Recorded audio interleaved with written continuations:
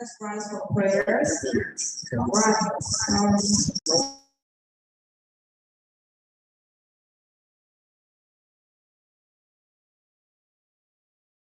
For journey mercies to hear from wherever we have been.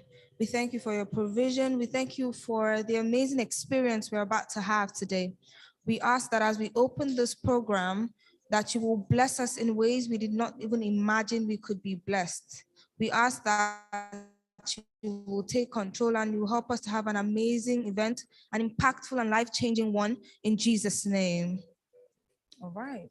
Thank you very much, everyone. Please move forward so that you're closer to the person that's speaking. All right. Thank you.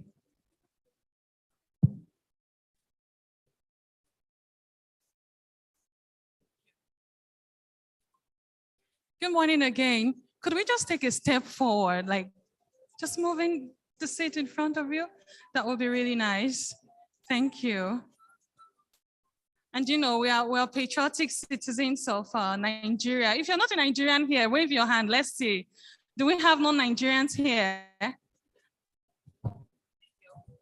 Let me see your hand. Okay, that means that we're all Nigerians. So at this point, we're going to arise for the national anthem.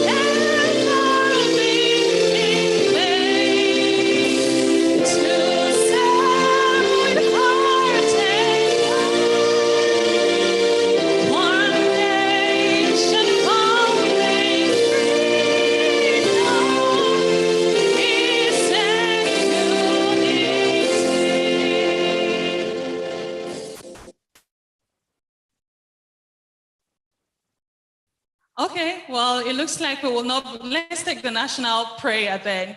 O God of creation, direct our noble cause. Or do we do the pledge? Let's do the pledge. Let's take the pledge. All right. We pledge to Nigeria, our country, to be faithful, loyal, and honest, to serve Nigeria with all our strength and to defend our unity and uphold our honor and glory. So help us, oh God. I hope that we meant that. Well, don't ask me if I did, because truly I did. Thank you so much. Please be seated. All right, at this time, we're going to be having the opening address by the convener of this event. Okay, so this is a vision in the heart of, well, I'm not going to speak for him. I'll let him speak for himself because he has more words to say than I do. So I'll be calling on the convener of the Confab, Abuja, to give us a welcome address. Everybody, Mr. Koyejo.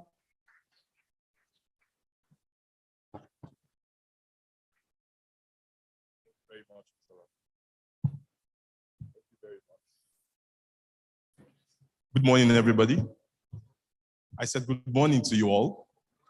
I want to thank God for granting us the opportunity to be here this morning. And I trust that we'll all have a very wonderful time. It's our first edition in Abuja, the Conference of Faithful Ambassadors. And our theme, like you see, is the Playbook of Champions. I want to welcome you to the season where you will emerge as a champion in your field of endeavor and go on and take territories. I also want to thank God for our speakers all the way from Lagos and Abuja. Adebola Sani, please appreciate her. And also Dr. Smith Bam.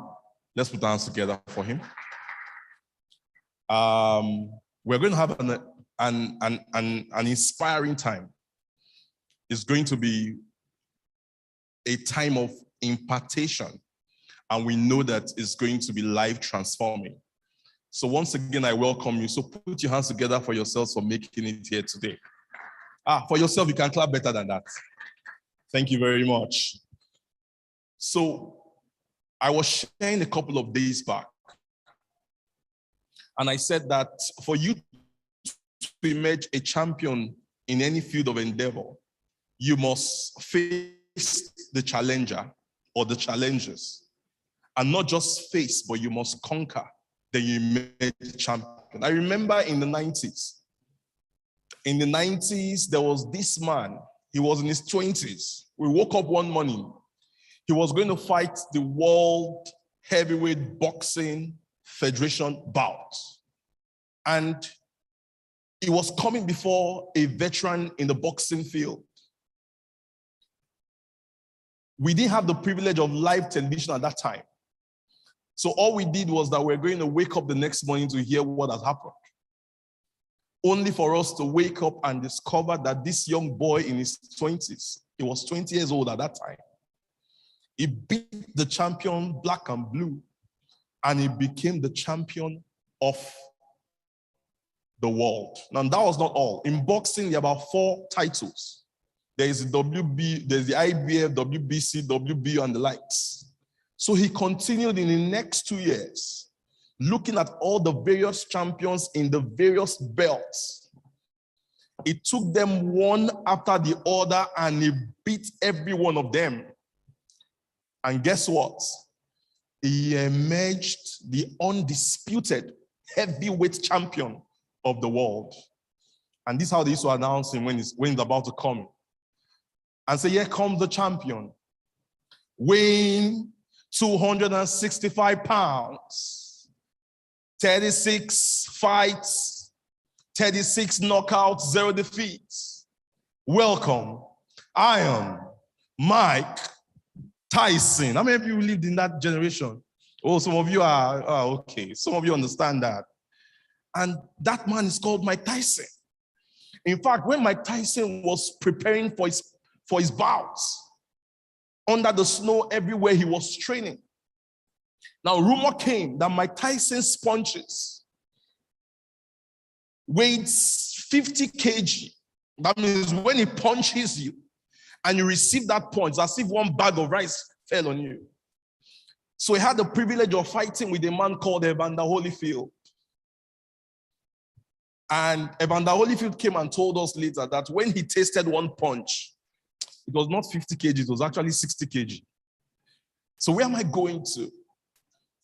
Eventually, he ruled in the boxing field at that point in time.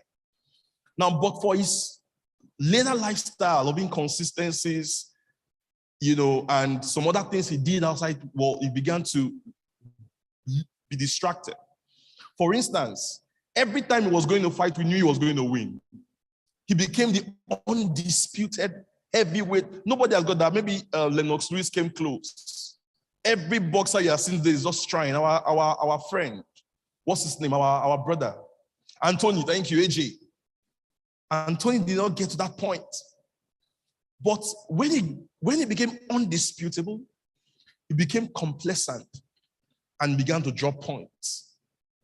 So today you're going to learn the playbook of champions, how to emerge a champion and how to remain a champion, and how to continue to create value in that field where God has placed you. Now, every one of us has the capacity to rule and to reign and to be on the topmost top in our various fields. Now, the question is, how many of us want to pay the price? And then that price means a whole lot of things. This is just a welcome address. I just want to just let you know that you're in for a short time. Forget about the people that have not come. They are going to come. But the most important thing is just one person that will come here and get the encounter of a lifetime, and his issue of life transforms. We started this journey in 2011, the Conference of Faithful Ambassadors. We've had 13 editions in Lagos. The last edition was Confab 13, where we had Connecting the Dots, and we had 330 people gather in Ikeja GRA for the 13th edition of the conference. And as we were just about planning that conference, the resident pastor of Dominion City Wuse reached out to me and said, why don't we have this in Abuja? And I said, oh yes, that's fantastic. And we started 3 months, two and a half months of planning, and here we are. But the most important thing is that you have come. And we are so certain that you will not leave here the same. So get your notes ready. Get your attention ready, because you are surely going to be impacted. As I want to leave the stage, to be successful, you need to know that you need to have a plan. And that plan should not just sit somewhere. That's the Bible says in the book of Habakkuk, it says, write the vision and make it plain upon the tables, so that he that will read it may run. Now, who is that he? So that when you consistently go back to that plan, you now deliberately take action steps to see that those plans become fulfilled. I welcome you to the first edition, to the Conference of Faithful Ambassadors, Abuja, Confab Abuja 2022. It is the gathering of champions, the playbook of champions, and I know that you will emerge champion someday. Once again, welcome and have a wonderful time.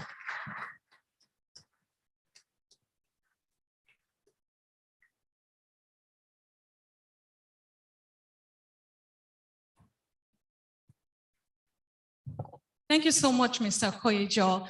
Just before we go further, let me say that in case you were wondering who is standing before you, I am not nameless. My name is Bisola, and I'm going to be your host for today. I hope you're as excited to be here as I am excited to meet everybody.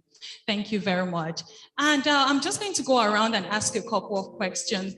When you saw the Playbook of Champion, what is it that you thought about? What are your expectations for this event? What made you come here at this time? What do you expect to be different from you as you leave today? I see the man with the blue shirt smiling at me, so I'm going to be starting with you.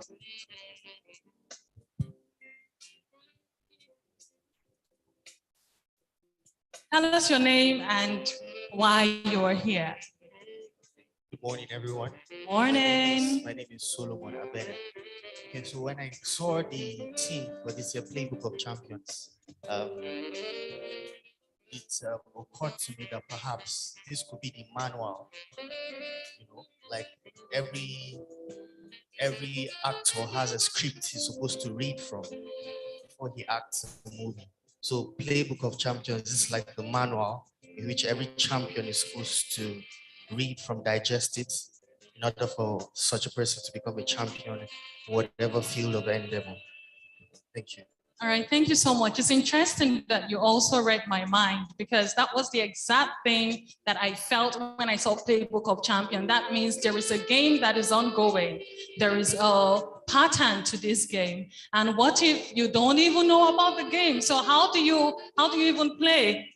Right? So that is, thank you for sharing that with us. So I'm going to have a lady this time. Do you want to share with us what your expectations are for this event? I want a volunteer so that I do not impose. Do we have a volunteer?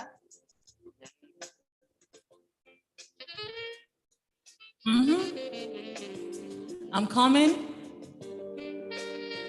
Madam, I delegate my authority to you to pick on anybody that you like.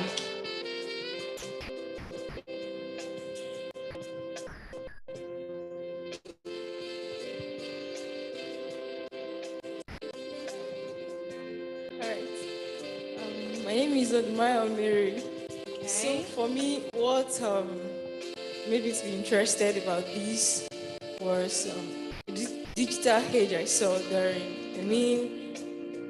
Over time, I've been able to see that to be relevant nowadays in almost every field, there's a need to be kind of technologically advanced and to know a lot. So that was really what inspired me to care. Oh, okay. Thank you so much. Can we give her a round of applause, please? And speaking of digital age, that will bring us to our very first speaker for today, right? And it's really a privilege for me to have to introduce her up. I met her outside and she was really welcoming. The first time that I read about her profile, I have to admit to you that I was just blown away. I mean, if I'm going to start to read that out to you, you would see already. So we'll be having our very first speaker, Madam Abiola Sani. So here is Madam Adebola Sani. She's a fintech growth and innovative expert who has consulted for Google, MTN, Shell Foundation, IFC World Bank, among others. She has multifaceted skills which cuts across business analysis, product management, business development, strategy development, growth marketing. She has an analytical and tactical understanding of business needs, including integration of technical solutions to streamline processes, improve efficiency, and drive revenue growth.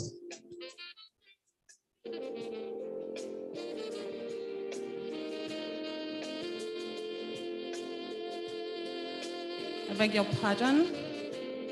As an astute advocate of financial inclusivity across sub-Saharan, Madam Adebola presently mentors at Women in Management, Business Public Service, that is WIMBIS, and Women in Africa. She's also a member of an invite-only African Women in Fintech and Payments. She's a speaker and advocate for financial inclusion and energy across in Nigeria, recognized by All On Shell Foundation Company, USAID, and IFC World Bank.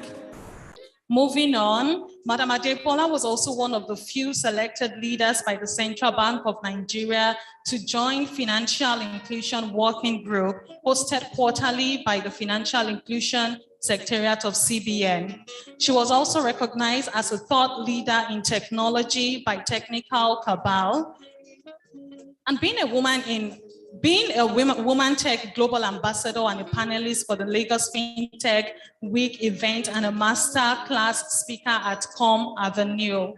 She's a serial achiever and has also pioneered a key technology in payment space for renewable energy sector and co-hosted webinars with Google to educate business on remote working and other business values. She was selected as a part of the team for Digital Startup Accelerator by Forbes. She's a certified project manager and business analyst recognized by over 40 news outlets as a major contributor and leader in the financial inclusion and energy access space. And we are wrapping up now. She holds a BSc in computer science from Covenant University and a master's degree in information technology from the University of Lagos. She's a professional member of the Project Management Institute and a number of professional bodies. I think that this tells you that our first speaker for today is going to, reach out to you in no small way. So without further ado, everybody, can we welcome Madam Abiola Sani? Thank you so much, Ma, for being here.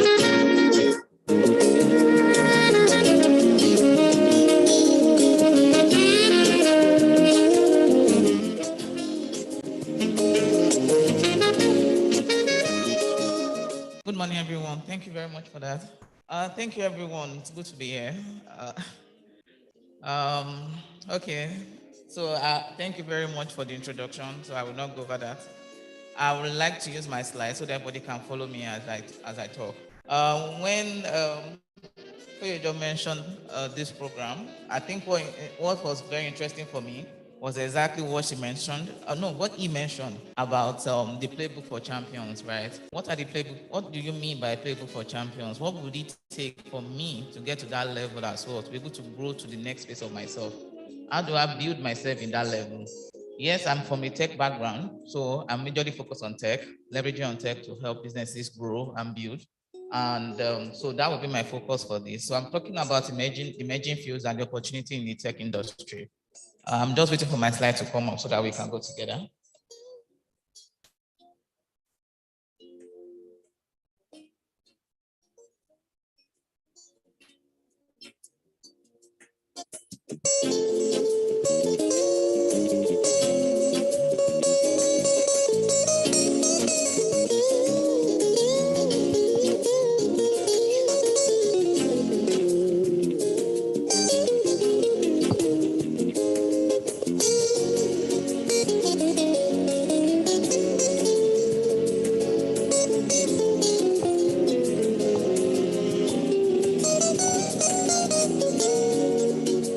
Sorry about that. A minute, please. They are trying to project the slide.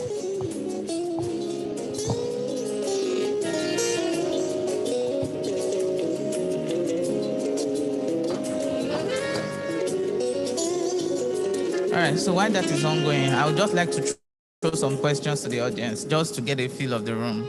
Who here is in the tech space? Who has worked within the tech ecosystem before in the room? Anyone?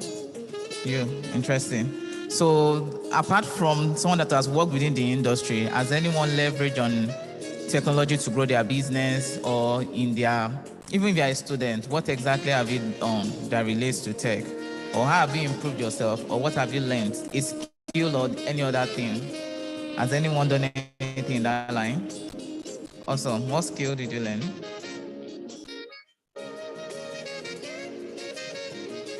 Actually, the electronic and computer engineering, and then I also had some certifications in Microsoft, like Microsoft Technology Associate courses, and then Microsoft MOS, and then Microsoft Certified Educator, and then I also did you know, before I came down to Abuja, I think I worked some years with Ministry of Education, and what we were doing was, helping civil servants, teachers, civil students to become ICT compliant and how they can integrate ICT into their normal day-to-day jobs and activities. Okay, awesome. Thank you for that. So the skill you mentioned that you learned, the Microsoft skill, was there a reason behind that particular skill? I felt it was looking at what I did in my my university. So I felt these courses were going to help me to be better positioned and get to learn more about the IT space. Okay, sorry, before you go, are you using that skill today for what you currently do? Yeah, I'm not right now into tech per se, but I notice that everything I do, I still apply those knowledge. Just knowledge. Yes, I see it. Some things I can do, like if I take time, I'll see that it still has its roots from ICT. All right, thank you very much for that. Basically, what I wanted to derive is very clear there. I'm just trying to point to you that you don't have to be in the tech ecosystem to actually use tech solutions and to be relevant to your business. There are different industries today that tech is relevant, and you think that tech is just outside that industry. Every industry incorporates tech. Tech doesn't really sit outside any industry. I just thought I should point that. I needed to be sure. Okay, the slide is up. Thank you. Can you move to the next one? All right, so sorry, I can't really see, so I'll use mine. Basically, this is talking about tech being booming. Everybody here knows that tech is the next big thing. A lot of people talk about tech. A lot of it's really going at a different rate from any other industry that you have seen before. Over the last 10 years, a lot of innovations have happened within the ecosystem, and a lot of Africans are actually playing so well in this. Could you move like 2 slides ahead? So basically, I'm focusing on within our own environment, which is Africa as a whole. The African environment itself has grown over the last couple of years from investors coming into the ecosystem, a lot of players coming into the space, and a lot of digitalization happening. I remember there was a program that I had to work on with Google where we embarked on a journey to train 60,000 students on digital skills across Nigeria and also about 1 million people across Africa. Now, these are things that's supposed to help level the playing ground for Africans around the world. So a lot of industries, a lot of developed countries are way ahead of us in terms of technology, and they're using it to drive their ecosystem, but Africa is a bit lagging behind. And what we are trying to do right now is to say, okay, how can we have that same advantage that they have? How do we incorporate tech into our everyday activities? How do we flow with what is happening, and how do we go beyond? Because Africans have the youngest population and the growing population. That means that we are actually of an advantage. So how do we leverage on technology to actually take us to that next level since we are in that age? And other people are growing within that. So if you look at some of the statistics, you will see how far we are growing as Africa. So I would like to talk about one of the technologies because my topic is about the emerging field. I'll just use this as an example, AI. Does anybody have an understanding of AI, or have you ever heard of artificial intelligence, how it's being used, anything like that before? Still you? Oh, interesting. Okay, so the truth is AI has been around for decades. A lot of people have kind of interacted with an AI or used it, but you might not really know that that is what you are using. But even in more recent time, AI has really evolved to a lot of things that we use every day. From people interacting with a bot, now you have like, what do you call it? Some banks have like different bots that you can interact with. You want to apply for a loan, you want to buy something, you can just send a message on WhatsApp and you get an automated response immediately. That is actually an AI technology, right? But the thing is, AI is, it sounds so far away, but for you to understand technology, you need to see how it's relevant to you as an individual, and now you can leverage on it for your everyday use, which is basically what I'm talking about. Can you move to the next one? So what does this really mean, right? The most important thing is recognizing the opportunities you have in the industries. AI is not on its own. AI is infused into an industry to make it better. For example, you have the healthcare, you have the education system. Just like I said, you also have even the banking industry that incorporates AI into their everyday use. Now, a lot of customers would have normally called the bank channel complaining, I sent money, I didn't get money.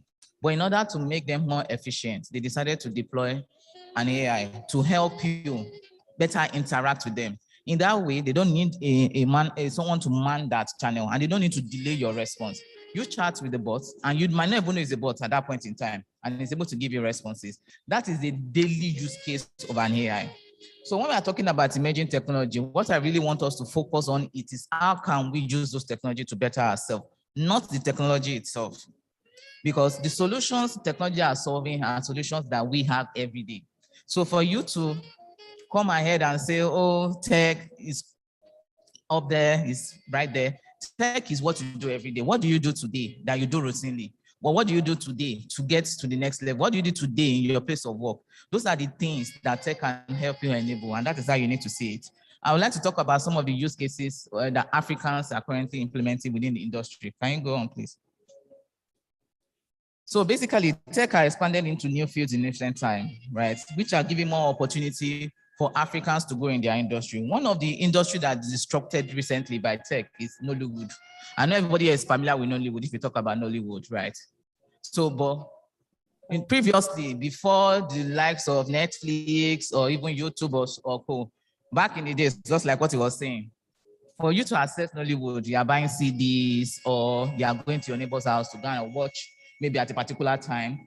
But who has realized that Nollywood has really improved? On Netflix, without you paying so much or even struggling, you can actually watch all the new movies. Now, beyond that, beyond you using Netflix, you can also watch YouTube, which is free. And a lot of creators have not come about. That is an industry actually disrupting itself, because that means that you don't need to go and learn theater art anymore, or you don't need to have a special skill, or you don't need one special camera to actually be in theater. So we now have a creator economy in quotes. This is what tech is basically doing. That's a disruption. That means today you are good in piano. You can put a camera here, record yourself and place it on YouTube. And that is content for the public and people can watch it. Even we have short videos from like all this Angel Comedy and so many other people. Those are real content from an industry disrupting itself. Now tech making it available, accessible, distribution becomes critical. And when I mean distribution, it means that all over the world today, they release a new movie, anybody across the world can see it almost immediately, just because they are leveraging on tech. That is what a disruption means. That is a radical change that comes into an industry. And that radical change is able to happen because they leverage on a tech solution. So what I really want you to look at is not the tech part of it, but it's actually the industry. Because somebody thought about it. How can I do better in this industry? How can we solve distribution? Before distribution, you see marketed by, distributed by on those CDs, and you see it just in the market. But today, marketed by and distributed by on Netflix. By just leveraging on your internet, you can watch any movie around the world. This is kind of disruption you think about. So when you're talking about emerging fields in tech, you need to look into industries, because industries actually inform the kind of technology you use to disrupt it. Now, another industry is the agriculture industry, right? I know it's still upcoming. Agriculture industry is still upcoming, but we have a lot of disruption within that economy as well. Have you heard of Farm Crowdry, Thrive Agri? Has anybody invested in any farming business, or are you currently a farmer yourself? Is anybody here in that field? Have you invested through any of the channels before? Anyway, so the reason I'm saying this is that the supply chain for a lot of farmers has always been an issue. And a lot of farmers lose value because when they produce goods, they are not able to get it to the consumers as quickly as possible. So they lose a lot of money. A lot of tech companies, a lot of people have been able to provide so many innovation to reduce that friction that they have, such that small farmers are now more innovative than before, and they're able to get revenue, they're able to get value for whatever they do by improving their supply chain. Now, maybe you're not in agriculture, you might not really understand the issue, but a lot of times farmers have simple issues of, I have planted this, as this is not ripe. How do I get it to the main market as quickly as possible before it spoils? I don't have a freezer to store it, and I don't have a distribution leg to get it to the customer. Meanwhile, you are going to ShopRite to buy that product. How does it come from one village in another place to Abuja? So that has always been a problem, and a lot of people have provided solutions to disrupt the industry as well, reducing that waste that occurs. So that makes you improve your revenue as a business. So what I really want you to think about here, again, is not the technology itself. It's about the industry and how technology was able to disrupt it. I don't know if anybody is getting what I'm saying. Okay, interesting. So Africa companies are getting more involved in tech in so many other ways beyond that. So let's talk about digital transformation. Please, can you move this slide? Digital transformation. Okay, cool. So digital transformation, this definition is very interesting, and I really want us to take a look at it. So digital transformation is the process of redesigning an existing business such that your physical product becomes smarter. What do we mean by a physical product becoming smart? Right? And your go-to-market model becomes digital, and your processes become at least twice as efficient. You need to look at this carefully to understand what it means. How do your product get smarter? And I'll give you an example of a Ghanaian company that I don't know about, right? Just some friends, right?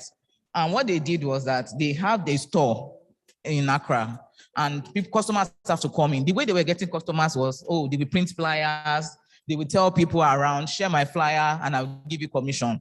Bring customers to my show. They were doing that for years, but they were not even breaking even. And of course, Accra is very expensive. Ghana is a very expensive place. But suddenly, one of them suggested, why not go digital? Why not use any of the tools available online? And guess what? They look, who are our customers? They basically sell jeans for women. So where are those women?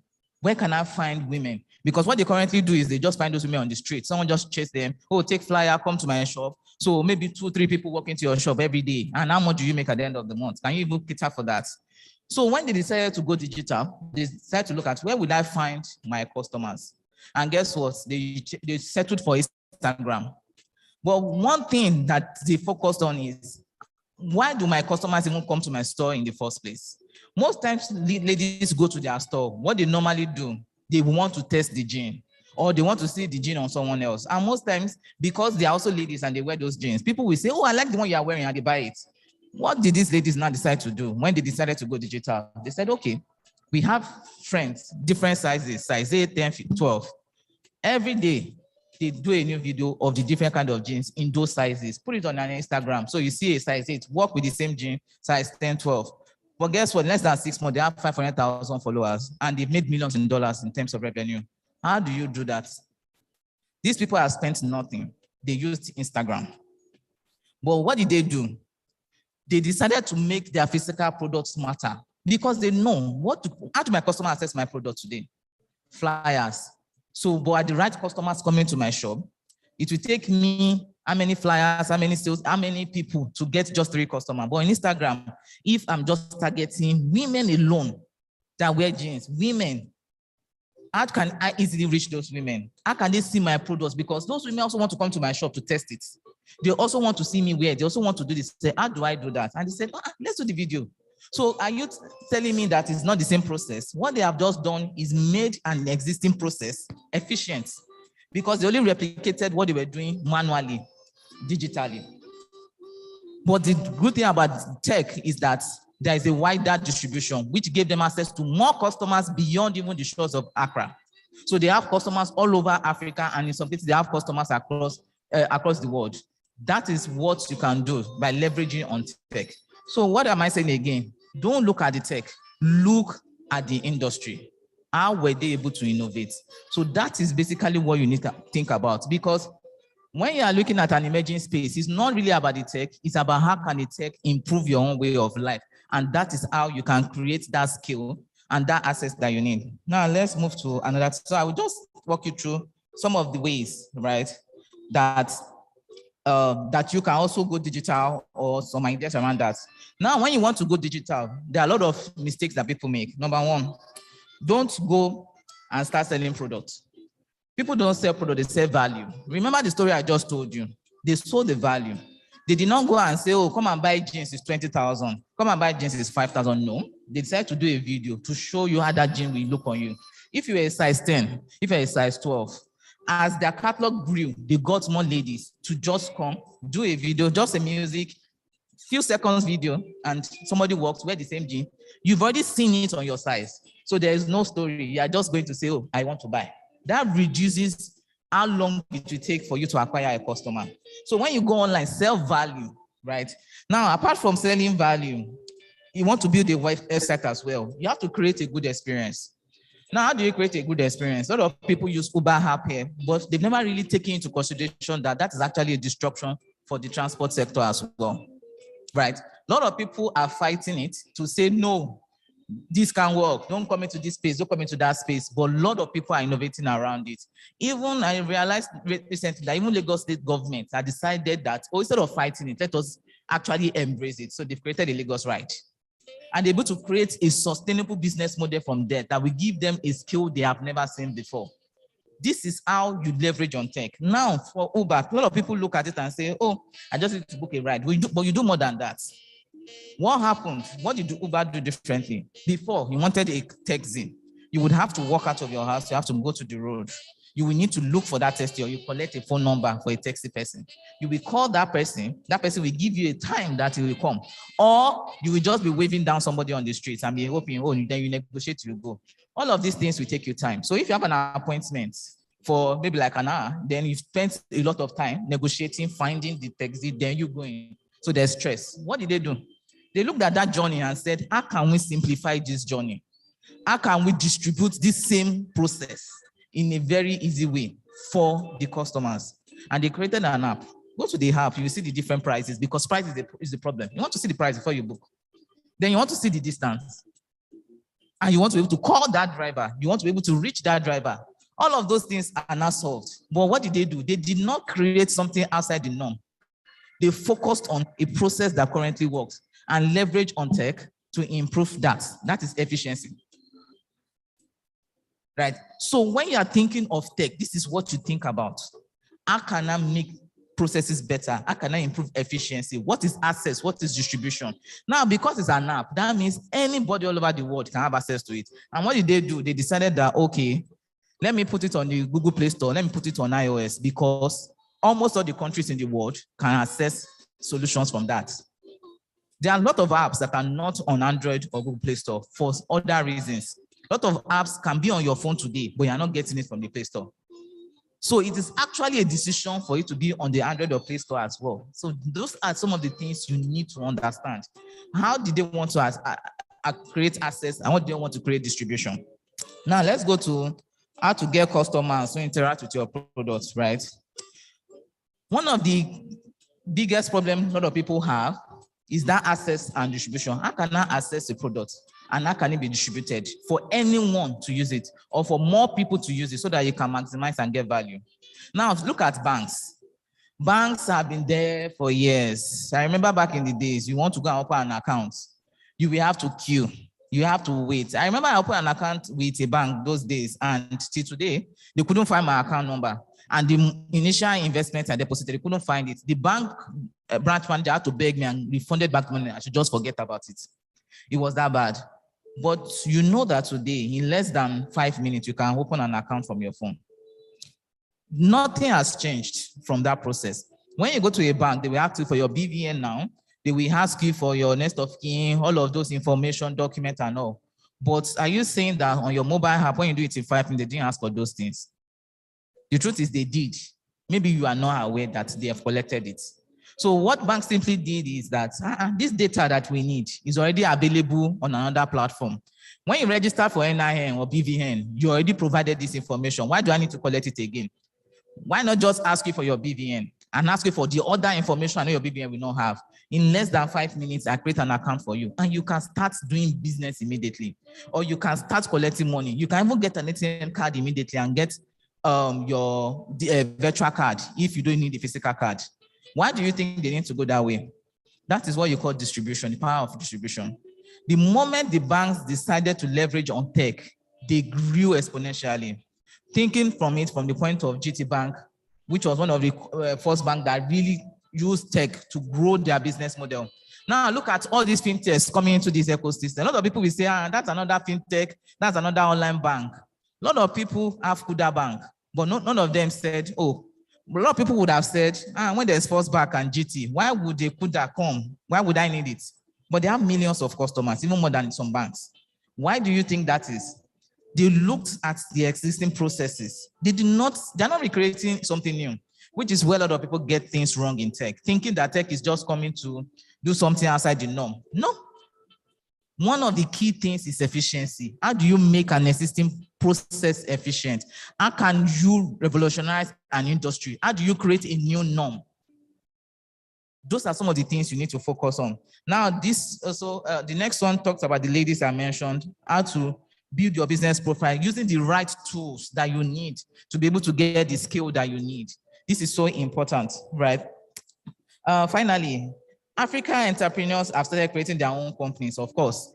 I know a lot of people would have been saying, oh, I want to go into tech because they see that there's a flutter wave, billions in dollars, all of those things. But that is not it.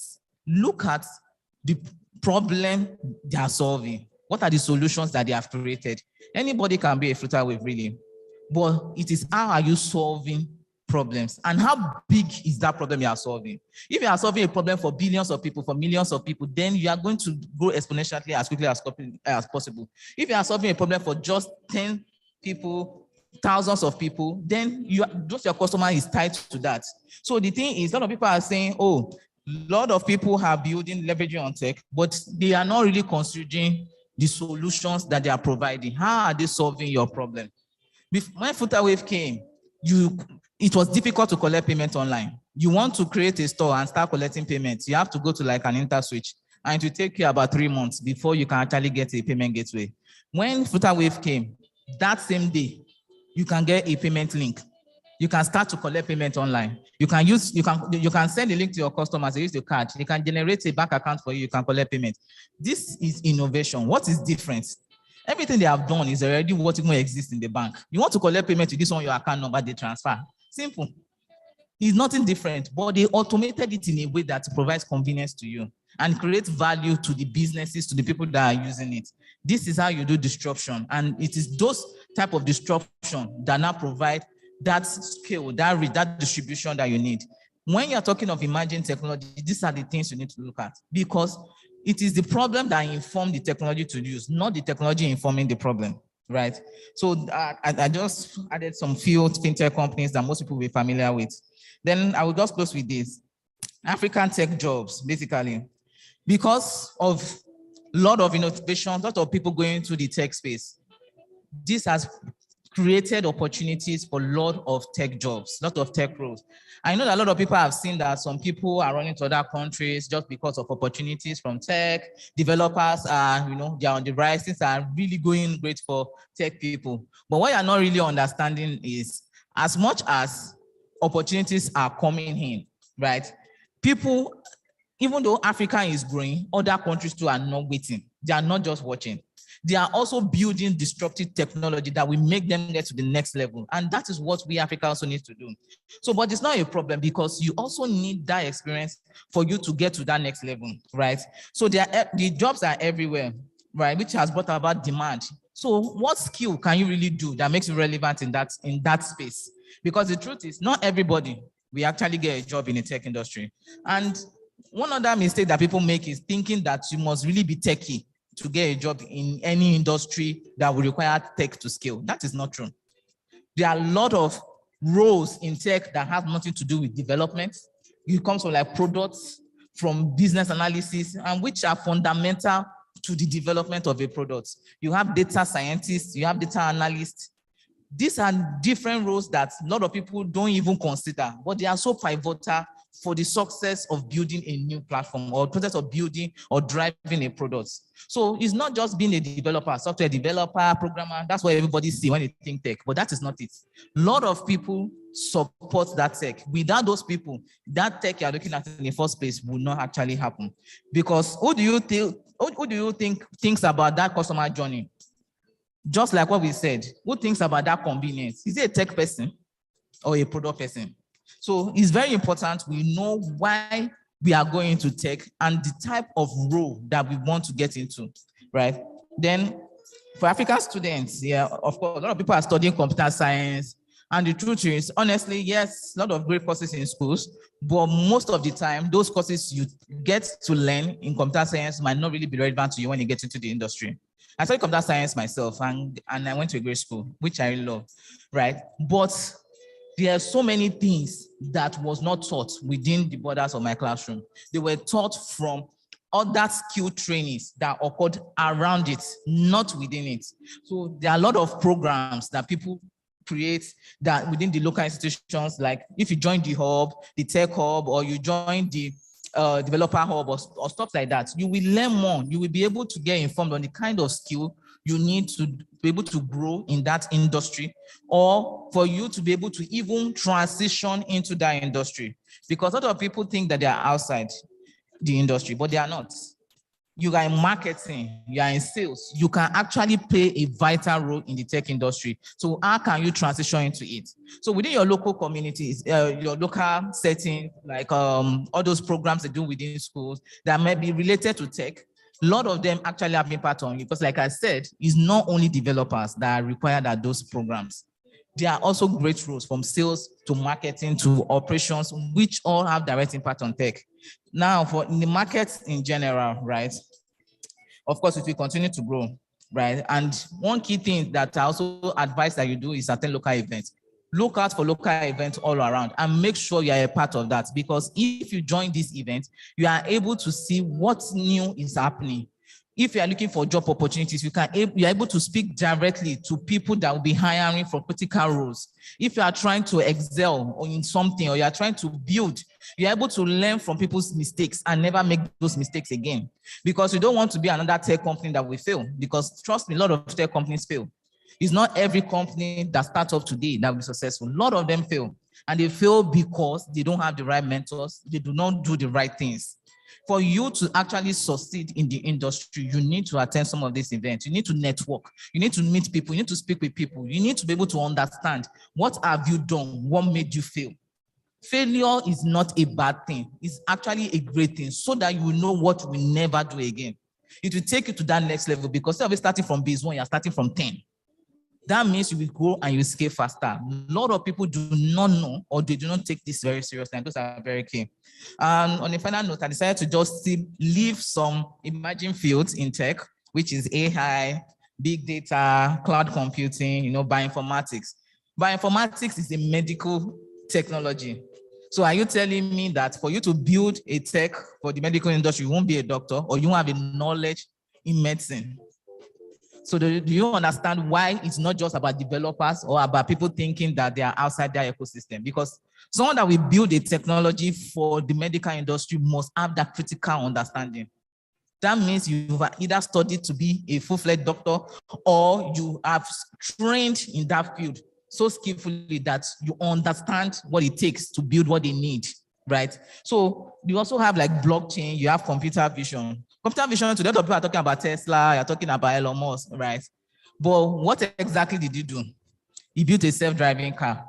What problem is he solving? Why did he have to do that? Because that is another disruption that he has created. But there was a need for it. And like I said, when you really know why the need for something is, you know the process, how do you currently do it? Then how do you want to do it? It will advise you on the kind of technology you are going to use. Cloud vision is one of the technologies they use for that because it deals with facial recognition and all of that. So self-driving cars need that a lot. Now, you also have virtual and augmented reality. You have cybersecurity, which is an upcoming field and very, very big because Africans are really transitioning to go digital. As lot more businesses go digital, lot more security issues happen.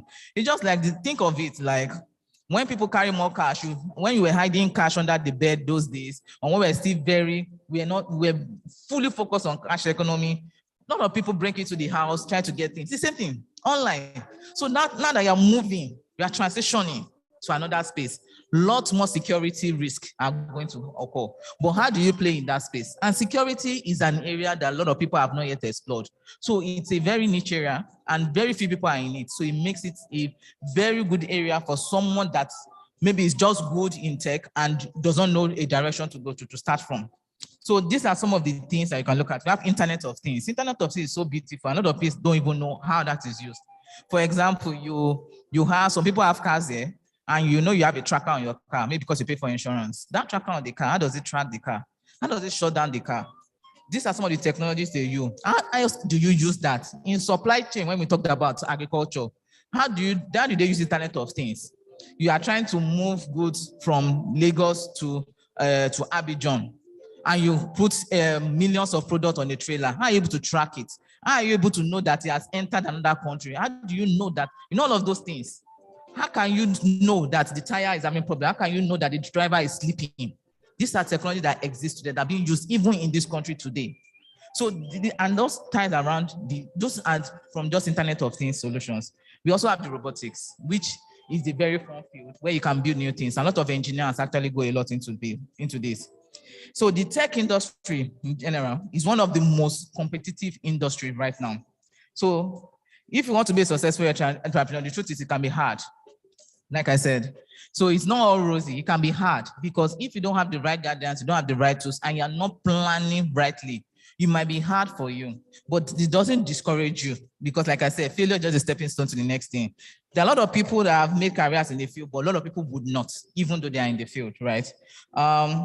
Then one of the key things is that you're able to recognize the problems and you're able to look for solutions because ultimately all of us have our reasons for going into tech, and we have our reasons, we have what is driving our own story to get to where we all are today. All right, so thank you very much.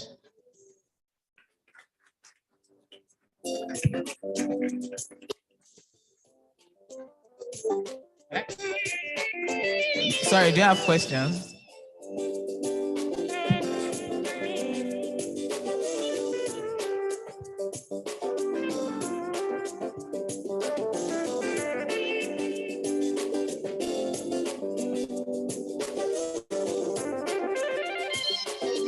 All right, does anyone have any question, please?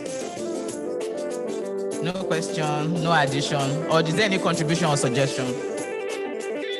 Everyone here is shy today. All right, thank you very much.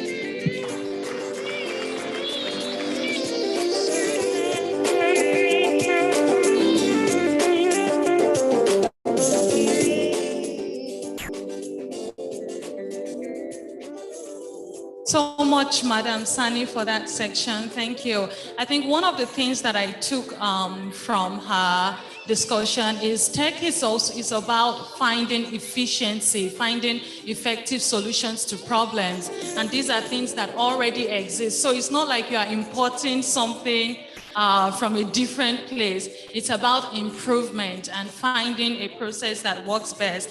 And she also mentioned attending events, to really, if you're trying to get into the industry, attending events to see how you can be a part of that. So thank you so much, Ma, for that wonderful section. I do know that some of us will have questions. In the course of the event, there will be questions. There will be a question and answer segment. So you can just go ahead, since we are all shy, you can go ahead and write down your questions, and we will be sure to take them during the question and the answer segment. Are we all right with that?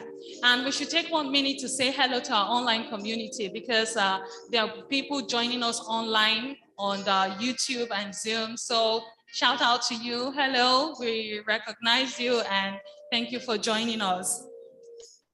All right now we're going to be inviting our second speaker for today. Can you guess who it is? Well, I will tell you in another minute. So we'll be having Mr. Smith-Bam come up for a section. And just before then, I'm going to be reading out the profile of Mr. Smith-Bam before he comes and take over the podium from here.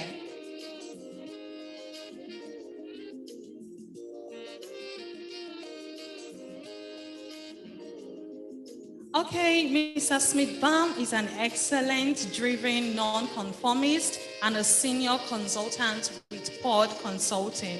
He has several years of experience in training and consulting and delivering keynote presentations to different audiences around Nigeria. His focal areas are leadership, customer service, education, consulting, and personal development. So he's going to be taking us a section that really affects personal development, leadership, transformation, and all of that. So without further ado, can we welcome Mr. Smith-Bam as he takes us for his section.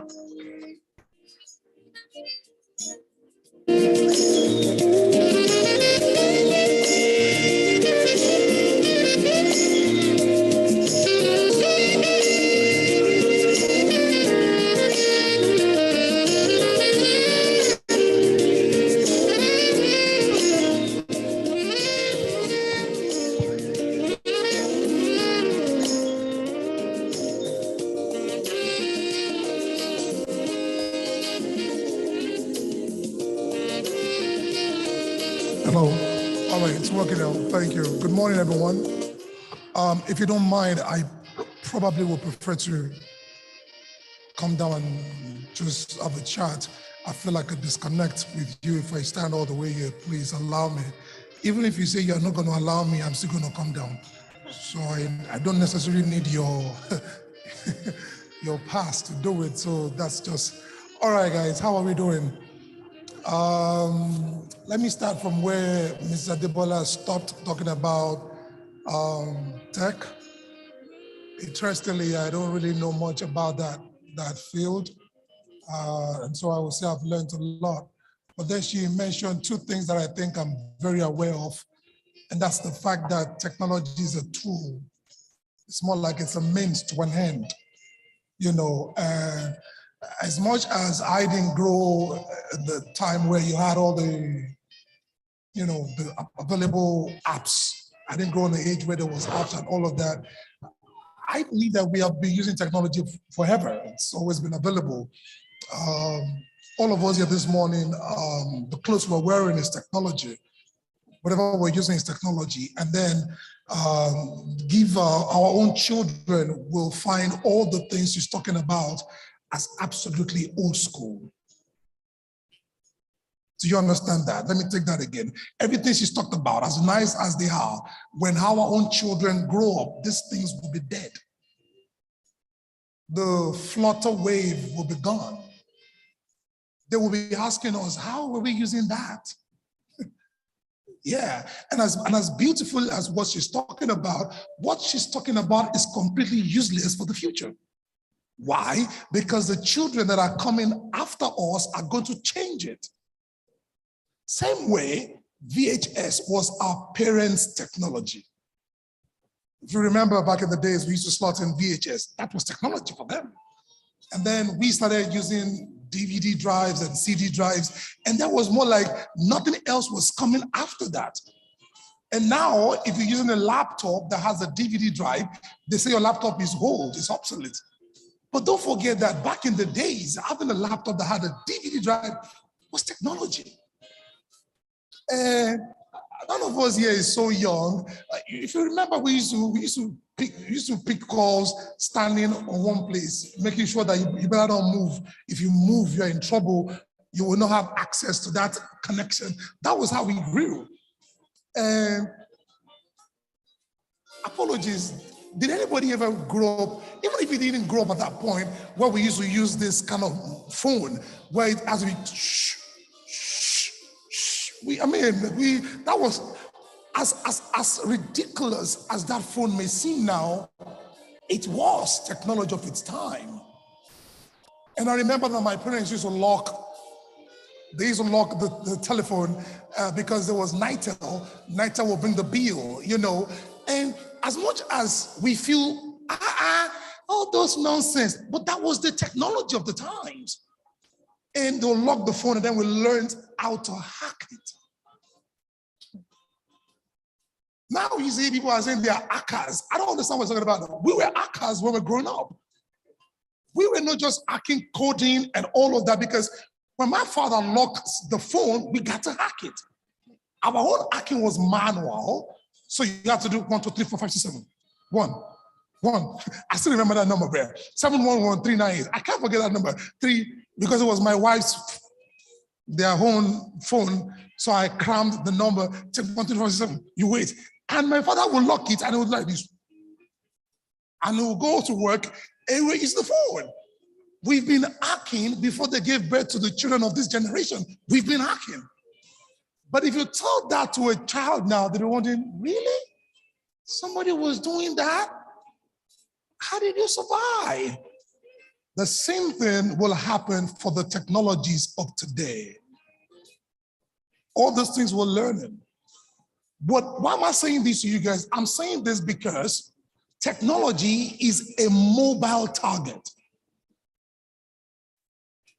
You'll never catch it. Once you master this one, another one is going to come up. By the time you're getting a grip on the next thing, something else is coming up. I bet you in 10 years from now, Netflix will be dead. Look, Bill Gates was the best before. Microsoft was the best before. Now they're putting it at the back. Whoever is a champion today will go down tomorrow. It's the way the technology works. Am I making sense? That's how it works. Now, but there's something I'm just talking about your own particular, and I hope I'm making sense with what you said. But then she said something that I really took and made a lot of sense to me. She said that she studied computer science in school. I was looking at her profile. She attended Covenant University, one of the most expensive private schools in the country. I went to UI. And I'm sure what I paid throughout my school, she did it in one semester. What I paid throughout UI for 5 years, she must have spent that. And she's saying that all they taught them in school, she found out that the real things she needed were not taught within the school walls, they were taught around it. Is that not what you said? So what that means is, you and I will never graduate till we die.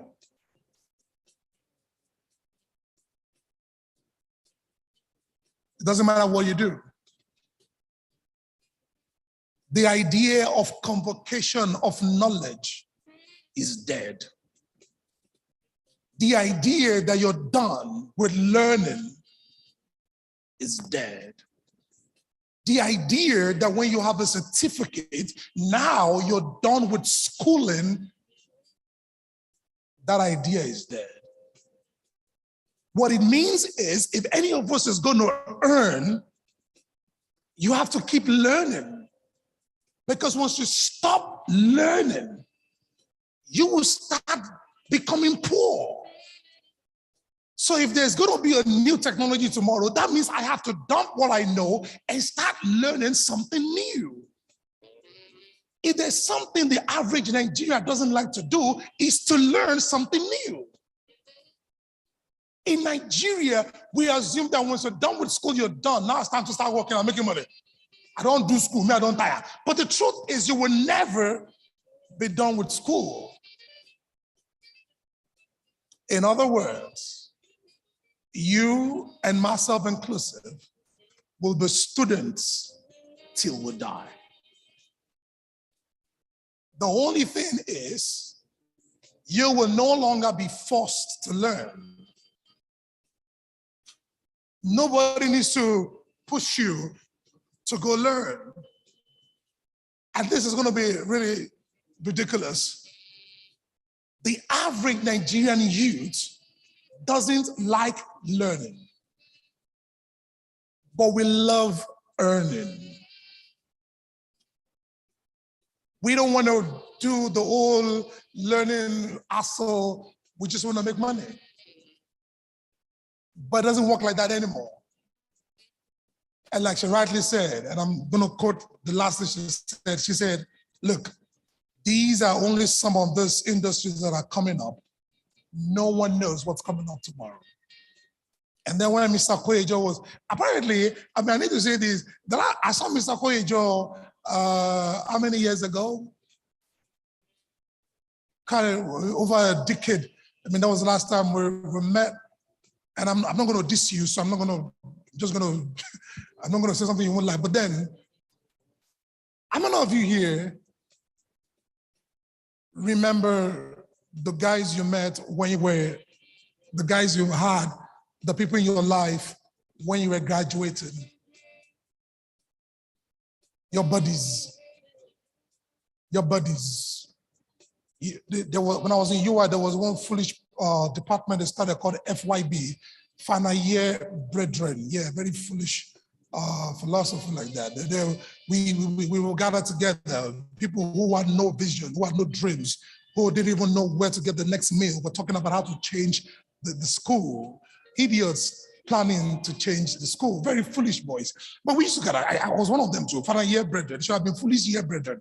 But we gathered together. And then we start thinking about how we're going to change the school. We didn't even know where we're going to feed from. We didn't even know what was up with our life. But then we will gather together and try to do all of those things. And then we believe that together. We'll be alumni. And I left school, and after a year, I knew the meaning of alumni. Alumni is the coalition of successful graduates of this school.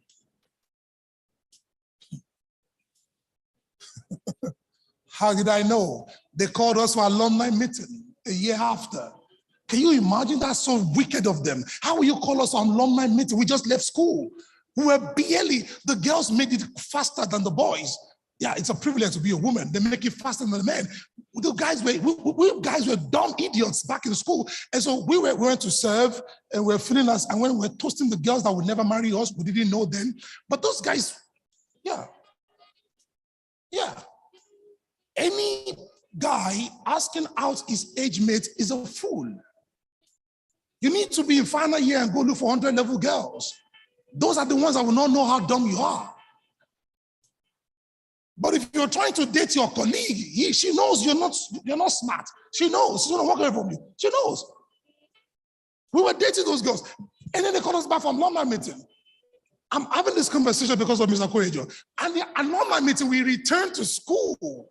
Same place we left just about a year ago. And then the ones we saw were seniors and all of that, and we all came together. And as we came together, this is important. You need to learn this. We started shaking each other's hands. And then we asked each other one question. What you did?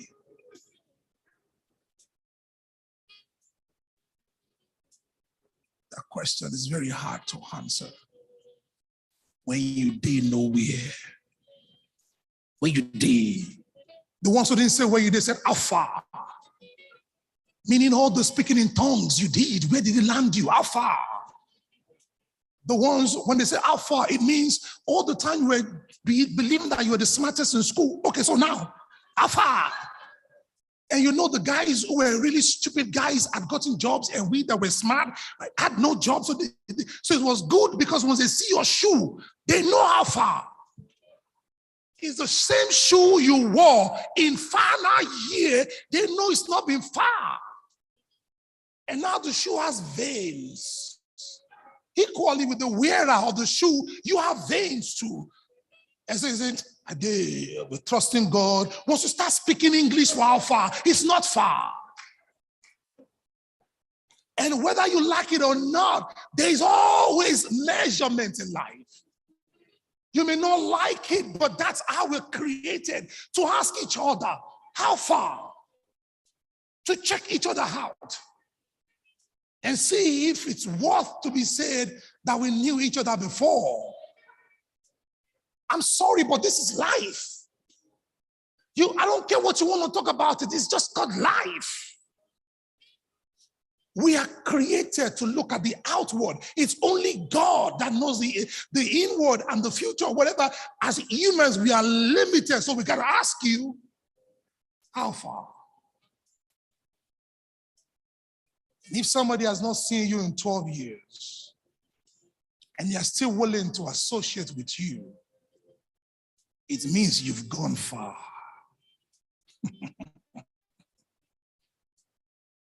I've not seen him in 12 years, but here we are again. And I'm sure you didn't invite me because of 12 years ago, and it's going to bust your bubble. All of us keep track of each other. Don't be deceived that they are not watching you. Somebody's keeping track of you. They know what's going on in your life. They know. And they decide if you've gone so far enough for anybody to associate with you.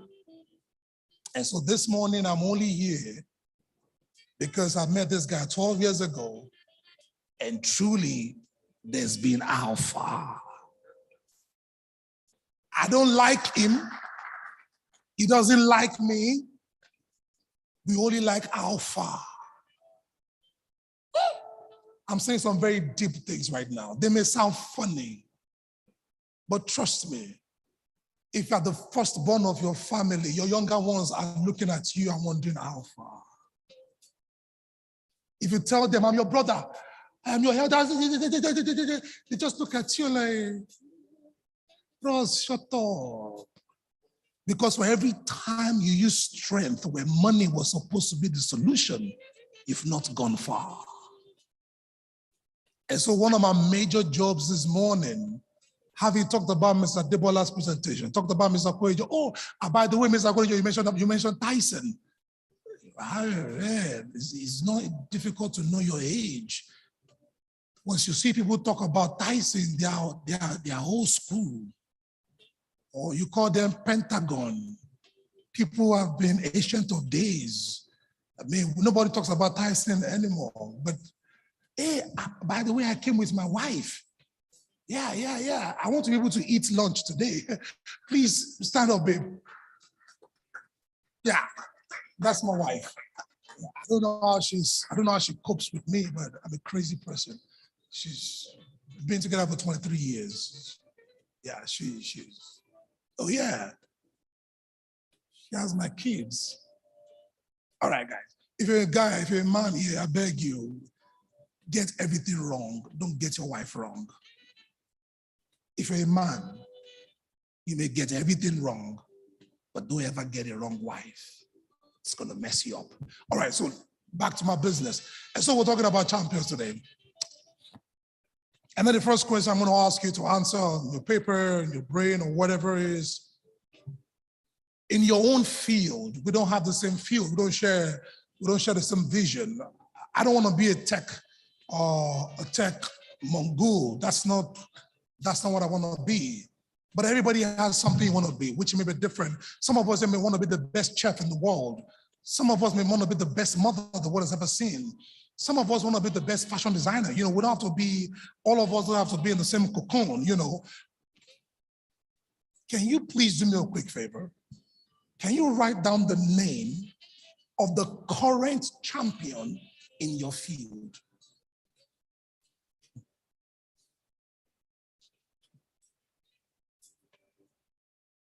I'm hoping that you know who the current champion in your field is.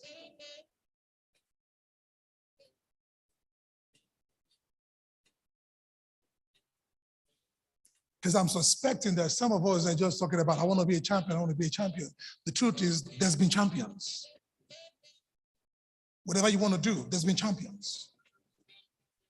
And if you want to be a champion, the first thing you got to figure out is, who are the current champions in my field? If you know any of them, raise your hand. I'm not going to bother you. You do? Who else? You know the champion in your field. You know the name. The second question I'm going to ask you is, how long did it take that person to become the champion in their field?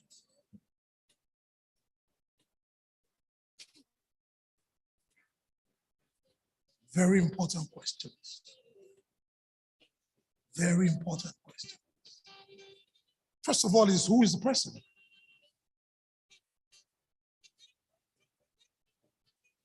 If you're not married here, can you please raise your hand? You're not married.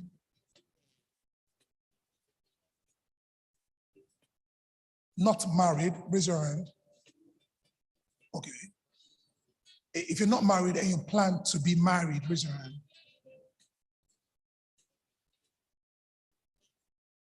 Watch this. You're going to be married? Do you have any married in your life that is your model?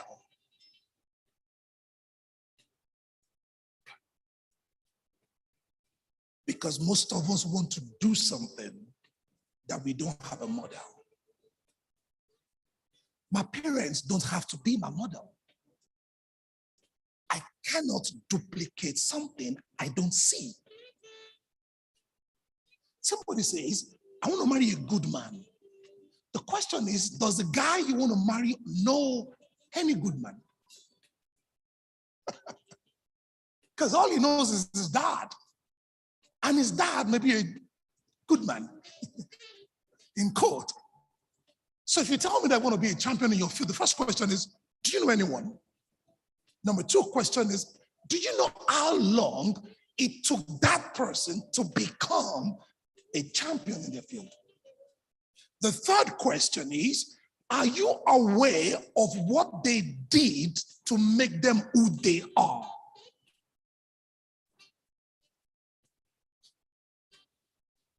Look, these are just basic questions. You want to be something? You know the person? You need to know how long does it take? How long does it take? Now, somebody may wonder, well, my own will not be like their own. I'm not going to be it won't take me as long as it took them. Don't fool yourself. Because there's a duration between when you start and when you arrive. There's a time to it. Now, I am not against the philosophy that says that by this year, you will have a turnaround, but you know what that turnaround is for you. When I was going to start my career, the first thing I did was I figured out who were the guys, the top guys in my career. Who are the ones that I'm looking up to that I want to beat them? I don't want to be like them. I want to beat them. The second thing I found out was exactly how long did it take them. And each and every one of those people that were my seniors in the field told me clearly it took them 10 years. They kept on telling me 10 years, a minimum of 10 years. Some didn't call it 10 years, some said 10,000 hours. It was as if they knew each other. They kept on saying, look, it's not going to happen in 3 years. It's not going to happen in 6 years. It takes about 10 years or more. Now, I know it may sound old school, but do you think Netflix is 10 years old? These are companies that started in 1990s. Amazon has been around for almost 30 years. Look, I'm sorry to burst your bubble. Even if you drink a gallon of anointing oil, you will not escape the years. I'm sorry. If you give birth to a child today, it will take 18 years before he's 18. If you like, touch your child and say, I trust God that you are 18. You're fooling yourself. There's a time to it. And why is this important? It's important to understand the time so that you're not frustrated in time. Many people start up, they want to be a champion, they want to be everything, but they get frustrated because we have an illusion of how long it takes. And I'm sorry, guys, you cannot shortcut time. You cannot. Let me, this is interesting. How long does it take to treat headache? It's not the same time it takes to treat typhoid. And you know what's interesting? If you want to be part of these people they call champions, you need to settle down and appreciate how long it's going to take you. Back in the days, the church I used to attend, you got people say, well, you know, they used to have this program in my previous church. They say, those of you that are married, please come out. And people that just got married last year, they too will come out. I used to stop them. Don't come. That you're wedded doesn't mean you're married. The fact that we did wedding is not the same thing as married. To be married is 10 years. Do you know how it feels to look at the same guy after 10 years and still stay? Do you know how many women have thought about leaving their husband a year after? Don't fool me because we are wedded and you say we are married when we are 10 years. And the hips are gone. And the breasts are sagging. And now she has a pot belly. And she doesn't look as beautiful as she used to look like. And you can still say, babe, it's going to be you and I till I die. Now you're married. But you know they just got married, they're wearing the same clothes. Same clothes. Look, same clothes is not the evidence of happiness. It can be the evidence of reconciliation. The fact that I brought my wife in the same car today doesn't mean I didn't beat her last night. The average Nigerian woman is a professional liar. They beat you, they sleep with you, and still you come to church together. Until 10 years. It takes time. Am I making sense to you guys? It takes time. You're not going to become a champion overnight. You're not going to become a champion because you came from this program. As a matter of fact, you're going to be a loser after this program. You could be anointed for the throne and still be in prison. Many young ones say, I had a glorious vision. That is the reason you're going to face tribulation. Your vision is the password for frustration. But they don't tell us. They make us believe that once you can see it, you can claim it. It's a lie.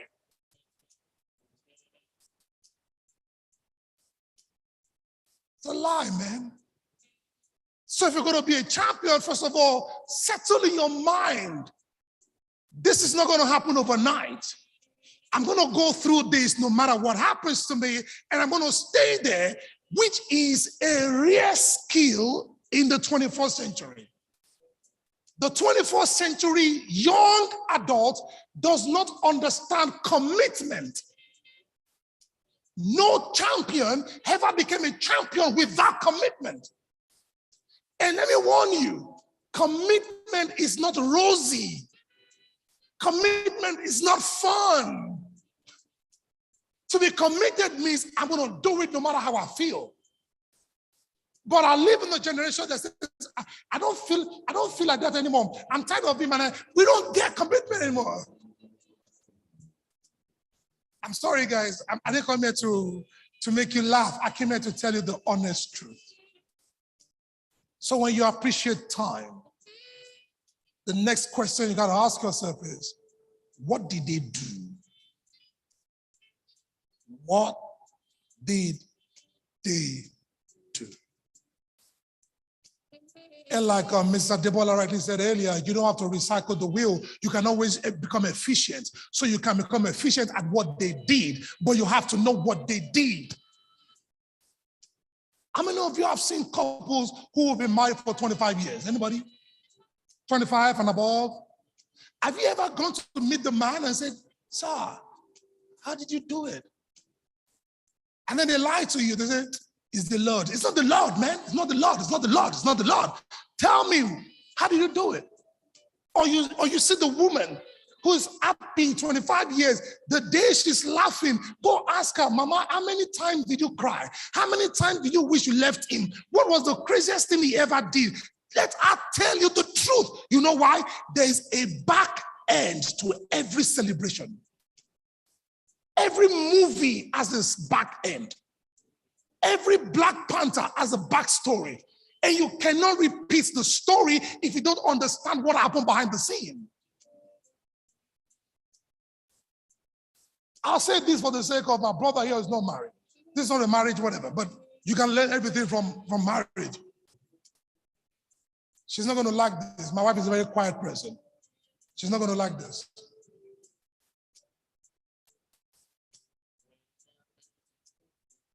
Since we've been married, who controls the money?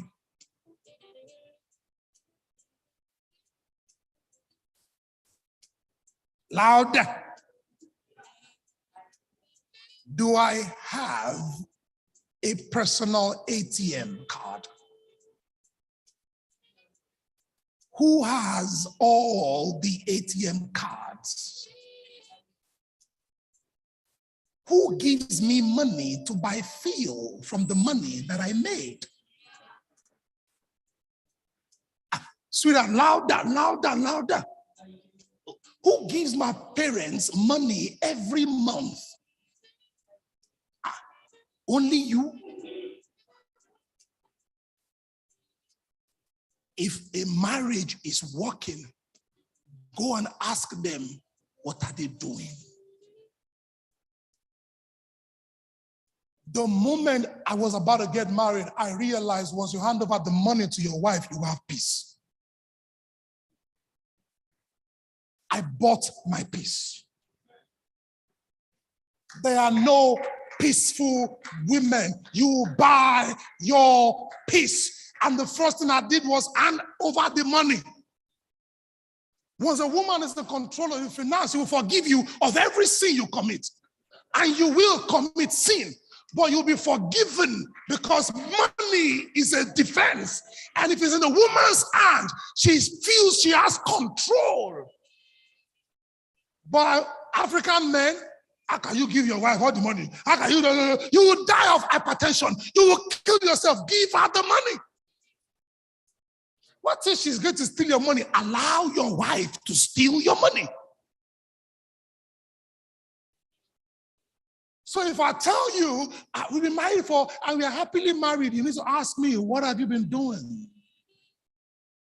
There's a price that has to be paid for everything you want in life. So before you get excited, God has shown me that I'm going to be a champion. Shut up. Go and meet people who are champions and ask them, what did you do? And this morning, I'm going to tell you just 4 things that I have learned that those people do. Simple. 4 things. It doesn't matter what field of the devil life. There are 4 things you have to do if you're going to be a champion. You cannot negotiate it. A champion mother, a champion father, a champion entrepreneur, a champion whatever, name it, whatever you want to be the best at, there are 4 things. The first thing you have to do is to ensure that you are surrounded with people like you. When I say people like you, I don't mean people from your tribe. I don't mean people from your religion. I mean people who have the same aspirations as you do. People with the same aspirations. Why is that important? It is important because there will be times where you will be tired. You cannot all by yourself remain strong without a pack of people who share your passion. You cannot. I've tried it. It doesn't work.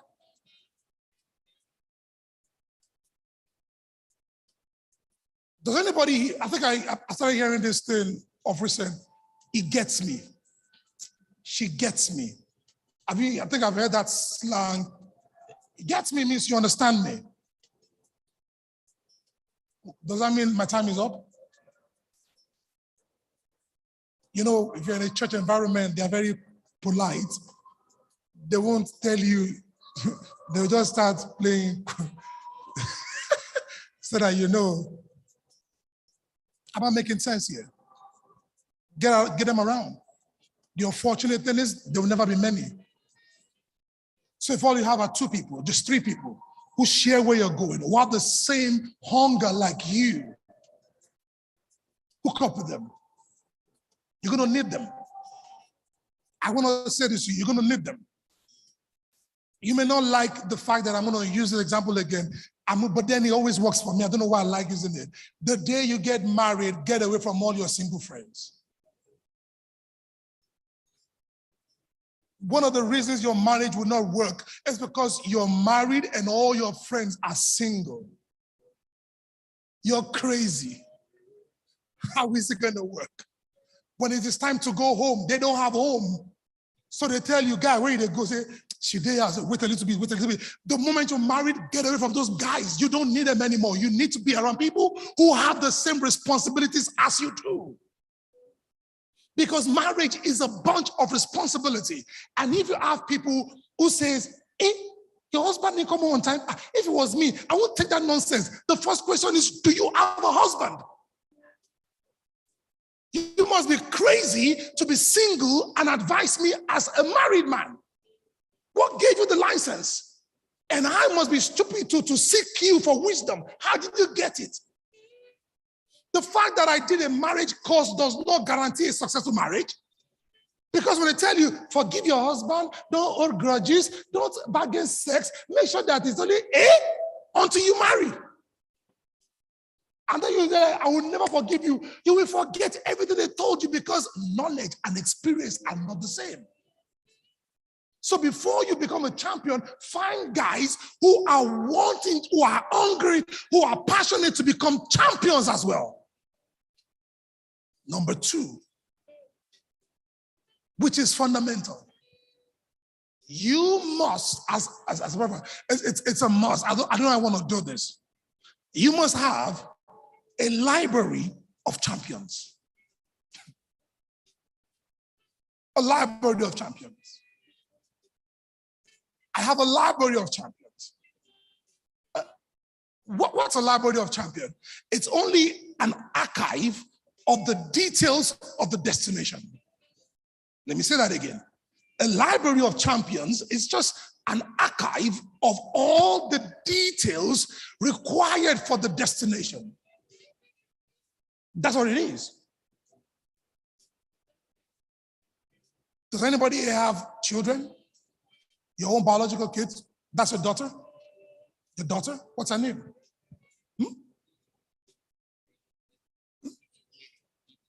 Eden, I have 2 daughters too.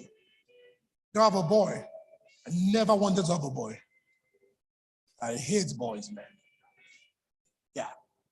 Why? My mother had 4 boys, no girl. I grew up in a mad house. So as I was getting married, I was praying, God, don't send me boys. I need love. I need affection. I don't need testosterone in my house. I need sweetness. Boys are not sweet. We were mad boys. And believe me, if you have children and you don't have a girl, it's not complete. But you can have a girl and not have boys, you'll be fine. Somebody's thinking that guy is a crazy man. He is a feminist. Oh yeah, oh yeah. I grew up 4 boys, no girl. So when my wife became pregnant, And I wanted a girl. And then they went for ultrasound and they said she was a girl.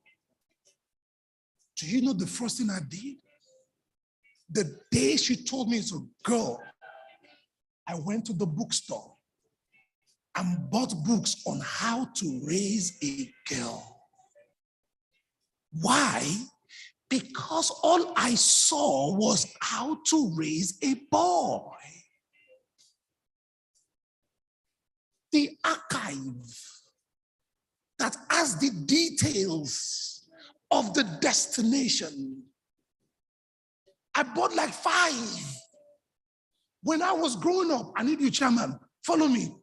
This was how my mother raised us. Idiot. My mother raised us with backhand. You don't raise girls with backhand. But that's what I know. We were never wearing pink. My mother never said I was handsome. Never. A boy does not need affirmation of beauty. A girl, follow me. My daughter, my 5-year-old daughter did one to us a couple of days ago. Tiffany is a crazy girl. She did one to us some days ago. You know what she did? My 12-year-old and my 5-year-old and my wife went to the salon, made their hair. We had the dining table. My 5-year-old is asking me in front of everybody, and she says, Daddy, whose hair is the finest? What kind of crazy?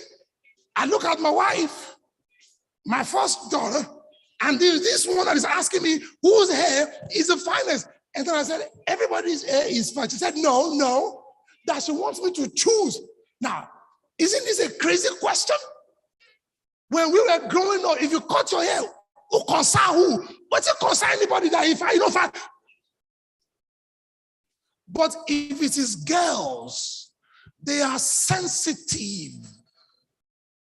I was not trained to be sensitive.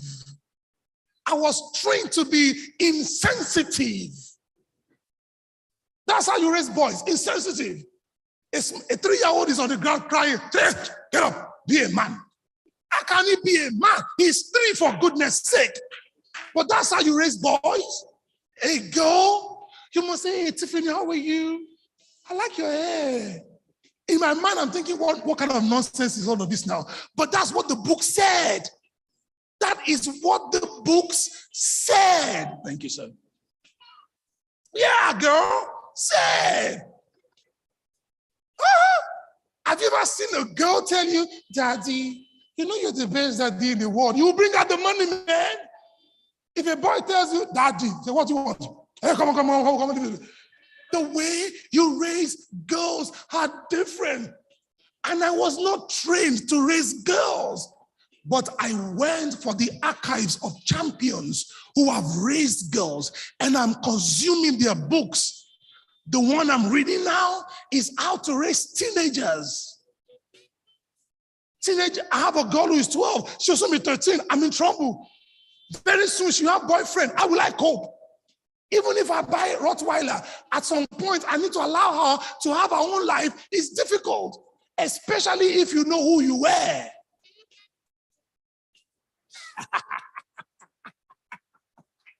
You had no clue what I just said right there. If you were a bad boy and God now gave you a girl, how do you reap what you sow? God has to forgive me on that matter. I use their mother as a yardstick, not me. So I'm thinking, if I protect my daughter from boys, how do the fathers protect their girls and I still got them? Hey, this is going to be really trouble for me. It's a lot of work, but I have to read the archives, the details, so I can understand how to process the destination.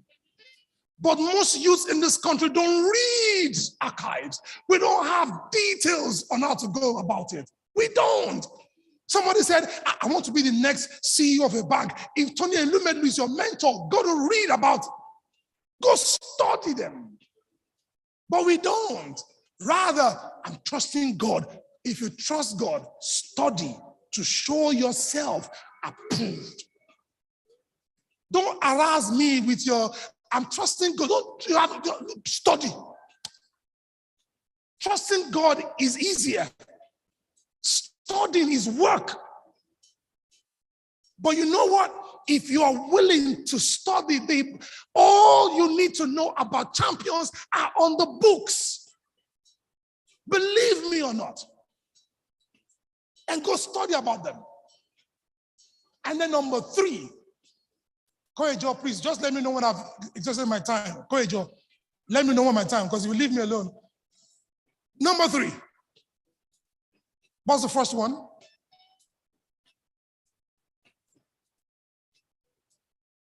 Surround yourself with what? Let me give you one quick task right now in a minute. Pick your phone, look at your WhatsApp list. How many does not fit that criteria?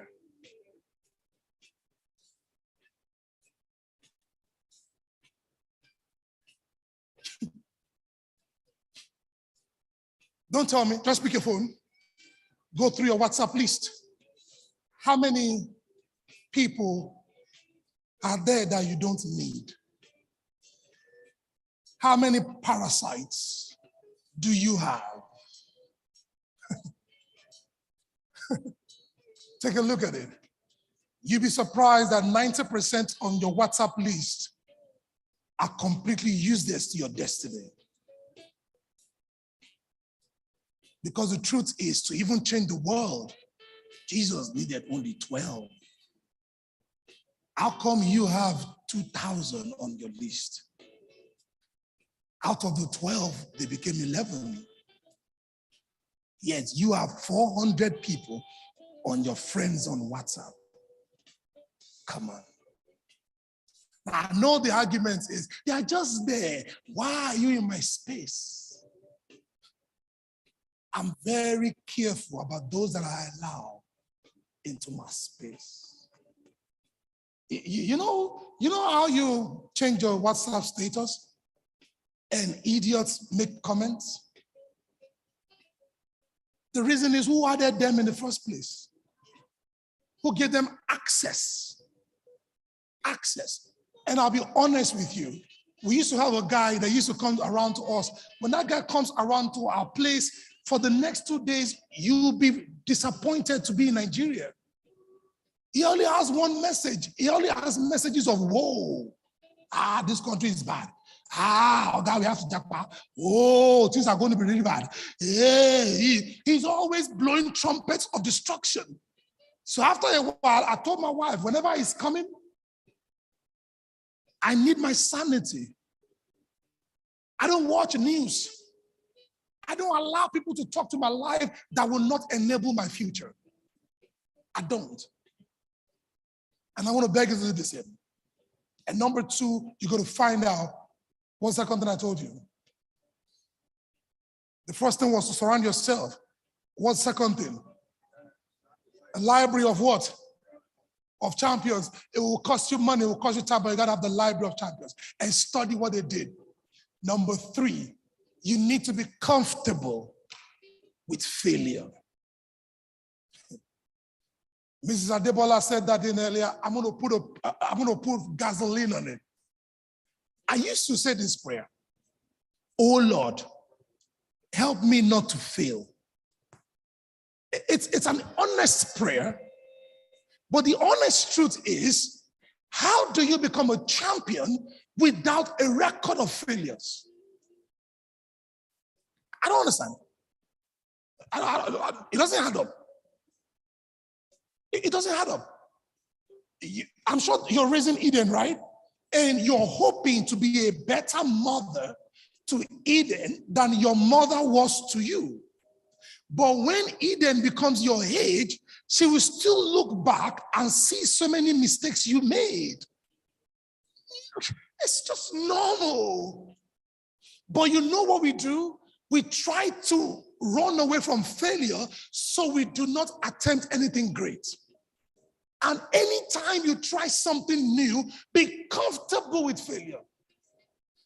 Unfortunately, most guys here you guys need to be, sorry guys, by now we should be masters of failures, guys. How many women have you asked out on a date and they said no? Did you die? I mean, how far? She said no far, okay. Man, you got, the guy, what's he doing? The girl says she no agree. You crazy? If she no agree, there are others that will agree. So the next question is, how did you say it that didn't make her agree? That's how, guys, are you feeling me? That's how we talk. Guys, we ask you, so what's going to happen? What's going to happen? Now, I don't even know. You got to know because you got to talk to somebody else and then someone must agree. So let's figure out, why did you fail? Be like saying, okay, where you go meet them? As you won't come on, why you not going to carry your car go? I don't want to get content. I won't come around with my car. I'll boy you fuck up. Sorry. Oh boy, you don't do well. You supposed to carry your car go. What we going to do now? That's how guys talk. What we going to do now? That's how we go again. This is how we go. You go sharp. Go sharp. Let's I get one new perfume. Make I borrow you. We assist each other. Every guy that ever got a girl is a coalition of support. Someone will say, don't worry, I'll give you this. We'll come back again. How far? The girl says, didn't I tell you I'm not interested? It's a lie. You will be interested. I will master failure till I succeed. But why is it that when it comes to your destiny, every small failure, Pastor, it's as if things are not working for me. Things have never worked for you. Why are you worried about this one? The question is, I failed. Beautiful. What did I learn? What did I learn from this? The first, Courageous will bear me witness. I've been a speaker all my life and doing trainings. The first training I ever did, I had one person. About 17 ushers. You didn't hear what I just told you. This was back in the days, I think this was in 2001. I had one person, 17 ushers.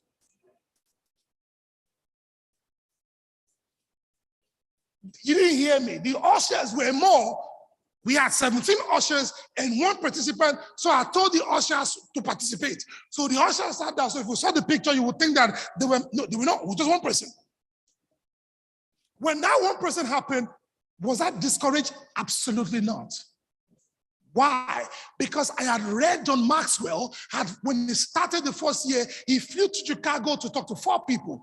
They were expecting 400, only 4 came. So if my champion had also experienced 4 in America, I'm doing well if I get 1 in Nigeria. So I did not define that failure as disaster. I defined it as the process of champions. And your interpretation of an event is what determines the event, not the event itself.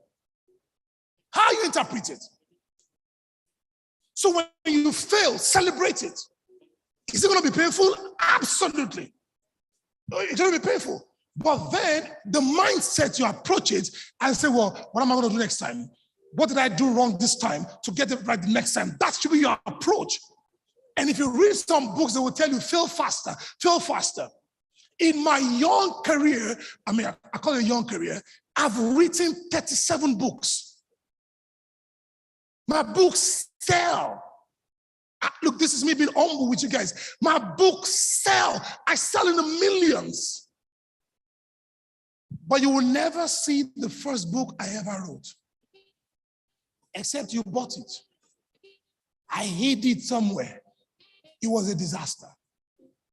Well, those that bought it then, I don't know, they're crazy.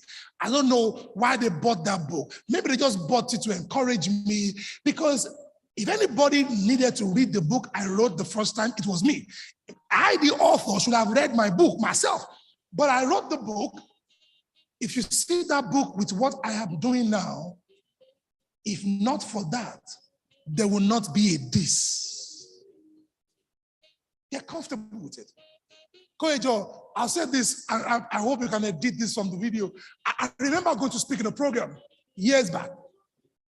I wore my younger brother's shoe for the event. Okay, people don't tell you this kind of truth. So I wore his shoe for the event. And then while I was speaking, I used to be very energetic. This is old me. Back in the days, I was fire.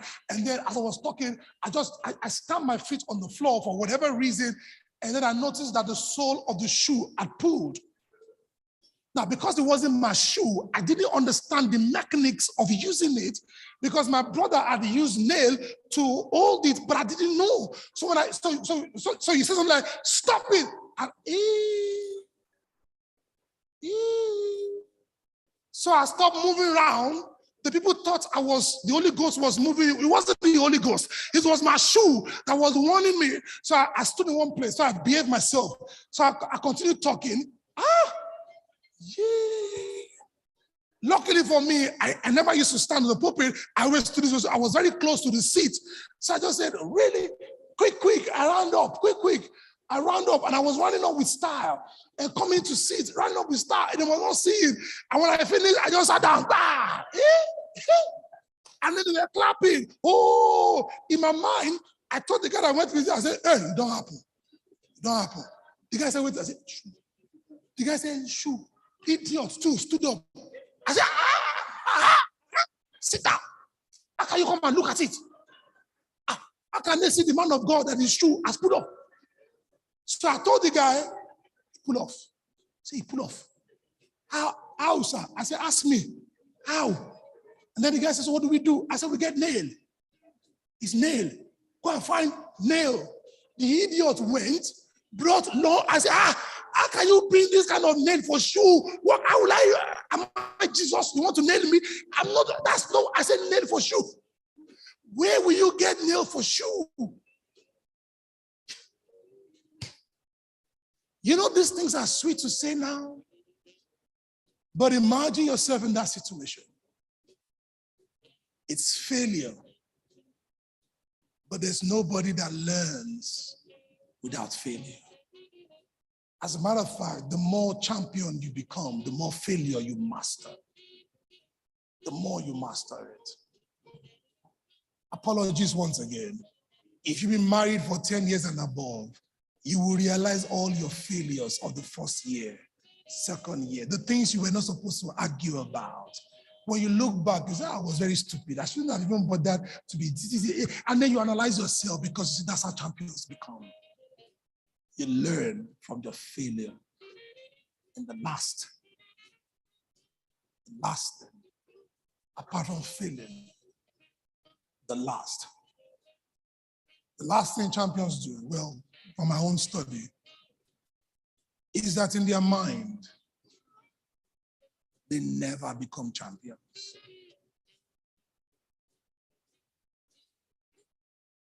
Champions never become champions in their mind. What does that mean? As you celebrate what they have done, they destroy their own success. Because complacency is the fastest way to come down from being a champion. As you are celebrating them, they never think too highly of themselves. They keep a cool head because they know that it's so fragile. You can easily come down as much as you went up. They never assume this personal to start feeling on top of the world. They always remind themselves that if it had not been for the grace of God, I would not be where I am today. They never see themselves as champions. And you know what's bad? The day you start seeing yourself as what they call you, that is the day you start coming down. Where did I get that from? Look, if you killed Goliath and the women said, oh, you killed 10,000, you know it's only Goliath you killed, it's only one person. And so as they pitch you against Saul, you remain humble because you know that it wasn't you, it was God that did this. You remain humble. But the moment you allow people's praise to pump you, their criticism will also destroy you. And so many youths don't last. Every time I see a new guy in the Christian circuit who is singing and they're celebrating him, I just do like this. They don't last. Why? They start believing that they are unfallible. They start walking as if they don't go to toilet. Even the Pope goes to toilet. They develop this personnel, they call it packaging. But packaging and pride are very close to each other. You can become too packaged that God will disown you. When they ask you to do something, you're like, how much do they say? How much do they say? You start feeling as if your head is not correct because truly it's not correct anymore. Champions never think they're champions. Hence, they constantly find a way to improve themselves. I don't watch football, but I watch the goals. I allow the other men to watch it. So when I see them, the following, I say, who won? And then the other guys will say, we won. I don't know how you is one of the we. You are in Lokogoma in Abuja. How did you and Chelsea win? I don't understand. To the point that when Chelsea loses, you don't eat. Something has to be wrong with your medulla oblongata. For you and Ronaldo to be we, you must be smoking weed. Because I don't know how you, and then some of the men will say, my boys, hello, your boys? How did Messi become your boy? You have to be crazy because sometimes when people are doing things, you need to sit back and ask yourself, does this make any sense? People will watch football and I say, who won? They say, we won. So when they say we won, I know who won. And then I ask them, how many goals? And then they want to describe, very foolish men. How can you describe Messi's free kick when you are right-legged? I don't understand. You say, we play the free kick. I said, but it's left leg that Messi uses. But leave all of that alone. What bothers me is this. These guys who are champions, they still go for practice. Messi will go for training. The average lead vocalist in the average church does not go for rehearsal again.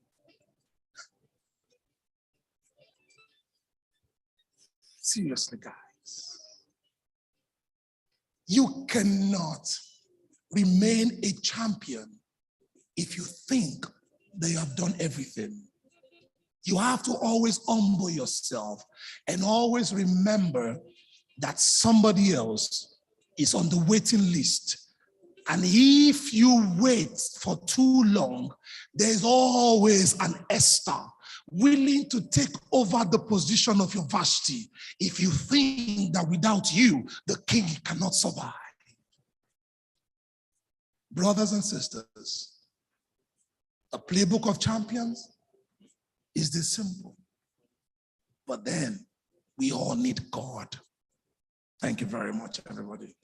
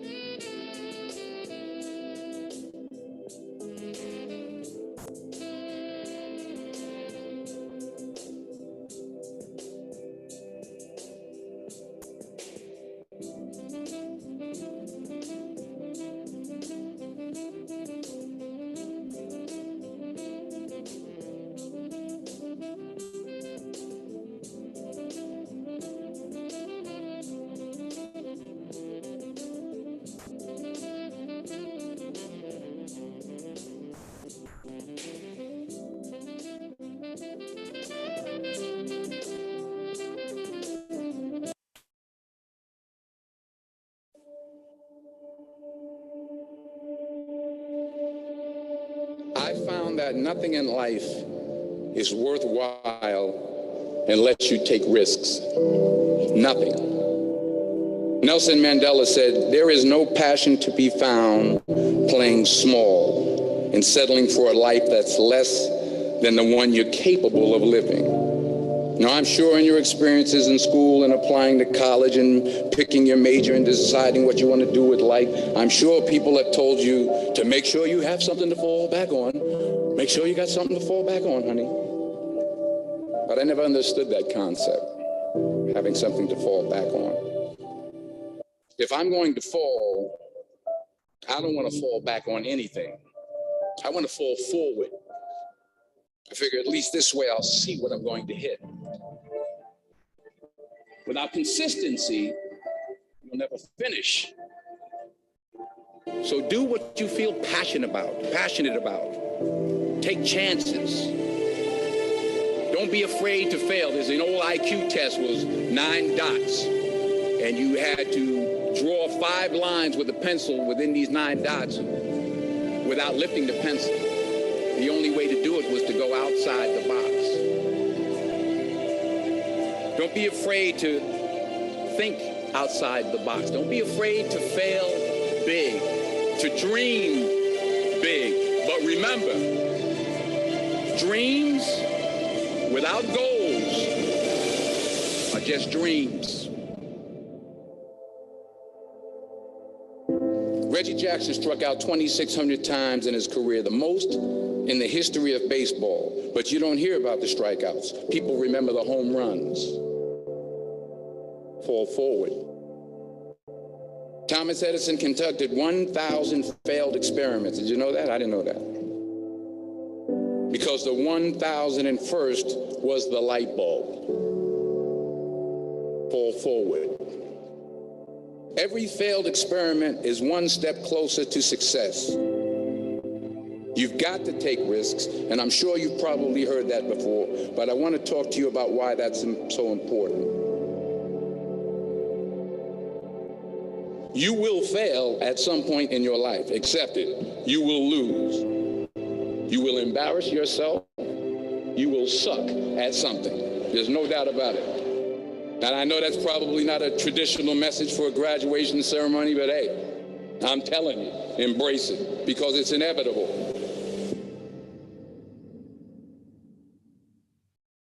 In the acting business, you fail all the time. Early on in my career, I auditioned for a part in a Broadway musical. Perfect role for me, I thought, except for the fact that I can't sing. I didn't get the job. But here's the thing. I didn't quit. I didn't fall back. I walked out of there to prepare for the next audition and the next audition and the next audition. I prayed. I prayed and I prayed. But I continued to fail and fail and fail. But it didn't matter because you know what? There's an old saying, you hang around the barbershop long enough, sooner or later you're going to get a haircut. So you will catch a break, and I did catch a break. Last year, I did a play called Fences on Broadway. But here's the kicker. It was at the Court Theater. It was at the same theater that I failed that first audition 30 years prior. The point is, every graduate here today has the training and the talent to succeed. But do you have the guts to fail? If you don't fail, you're not even trying. I'll say it again. If you don't fail, you're not even trying. To get something you never had, you have to do something you never did. So imagine you're on your deathbed, and standing around your deathbed are the ghosts representing your unfulfilled potential. The ghost of the ideas you never acted on. The ghost of the talents you didn't use. And they're standing around your bed, angry, disappointed, and upset. They say, we came to you because you could have brought us to life, they say. And now we have to go to the grave together. So I ask you today, how many ghosts are going to be around your bed when your time comes?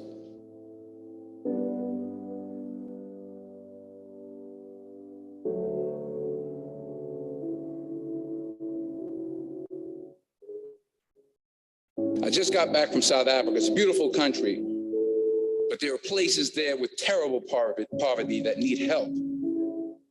And Africa is just the tip of the iceberg. The Middle East needs your help. Japan needs your help. Alabama needs your help. Tennessee needs your help. Louisiana needs your help. Philadelphia needs your help. The world needs a lot, and we need it from you. We really do. We need it from you young people. I mean, I'm not speaking for the rest of us up here, but I know I'm getting a little grayer. We need it from you, the young people, because remember this. You got to get out there. You got to give it everything you got, whether it's your time, your talent, your prayers, or your treasures. What are you going to do with what you have? I'm not talking about how much you have. Some of you are business majors. Some of you are theologians, nurses, sociologists. Some of you have money. Some of you have patience. Some of you have kindness. Some of you have love. Some of you have the gift of long suffering. Whatever it is, whatever your gift is, what are you going to do with what you have? All right, now here's my last point about failure. Sometimes it's the best way to figure out where you're going. Your life will never be a straight path. I began at Fordham University as a pre-med student. I took a course called cardiac morphogenesis. I couldn't read it, I couldn't say it, I sure couldn't pass it. So then I decided to go into pre-law, then journalism. And with no academic focus, my grades took off in their own direction. I was a 1.8 GPA. And the university very politely suggested that it might be better to take some time off. I was 20 years old. I was at my lowest point.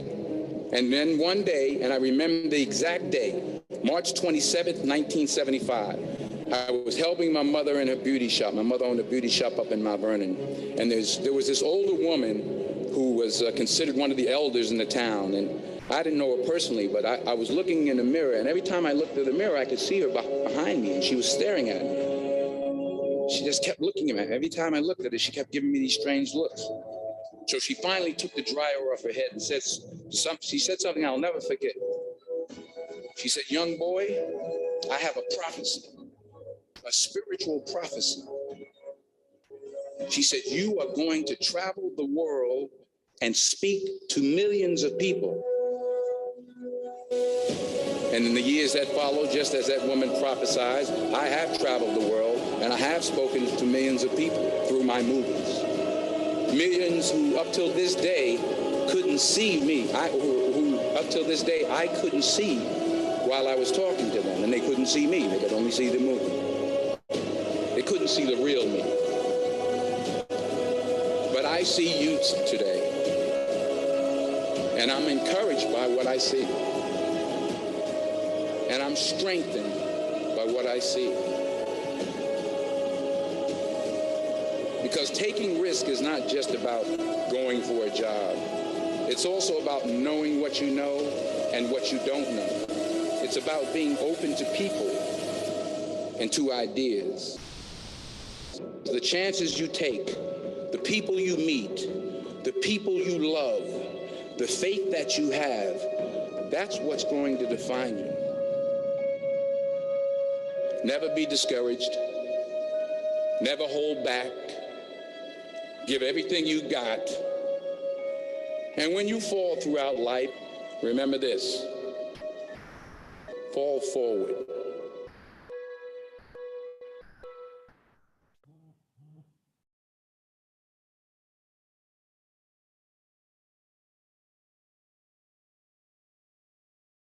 You say to your neighbor, if I have to fail, I will fail forward. If I have to fall, I will fall forward. Okay, the ushers will be passing out these to take our questions. So if you have that, you could just call on any of the ushers. They would pass you one of these and you can ask your question. We're going to be taking our final speaker for today before we go into the question and answer segment, and then we can wrap up for today. And tell your neighbor there will be lunch, so don't worry about it. All right, so our next speaker for today is no other person than Mr. Koyejo, who is the convener of Confab.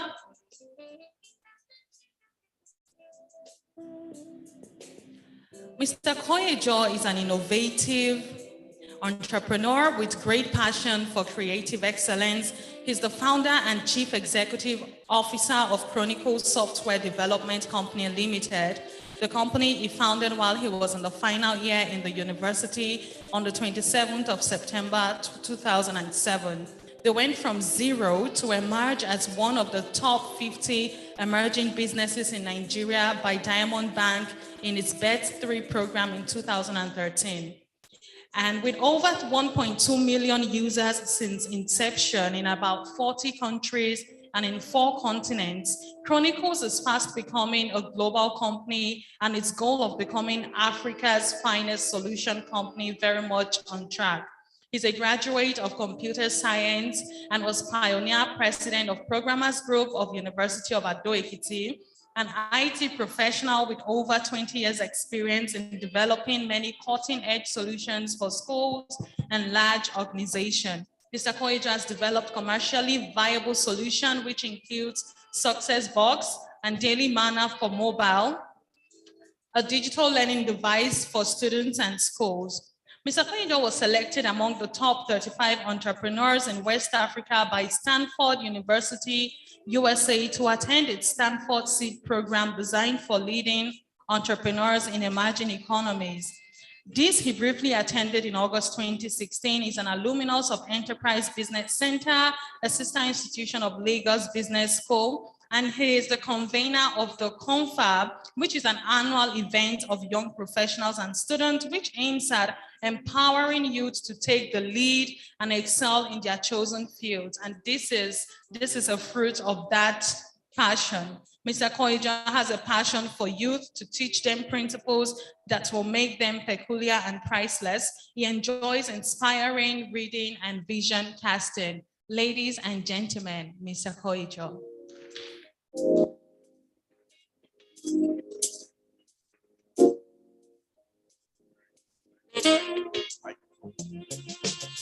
Thank you very much. Good afternoon, everybody. I said good afternoon, everybody.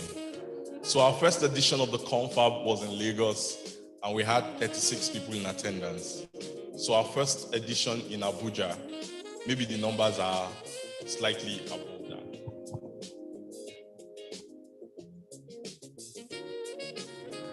And I hope you've enjoyed yourselves. You have enjoyed yourselves. All right, so I'm going to take you on a short journey. I'm going to be Smith Bam and Adebola have done some amazing work in trying to distill why we're here. So very quickly, I will talk about the playbook of champions, taking the lead and winning in the digital age. Taking the lead and leading in the digital age. First and foremost, let me tell you a little story about myself. I went to a university in the Southwest called the University of Ado-Ekiti, like you heard. And I had the privilege of studying computer science. In 300 level, while I was in school, so this is exactly what happened. When I got into university, I did jump 4 times, so I didn't get up to 200. How many of you are in that category? Okay.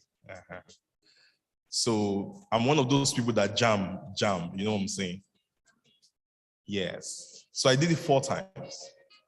So I joined 2 results to get into diploma computer science. But while I was doing those back and forth with JAM, I was, studying on my own, trying to internalize what success is. So when I got into school,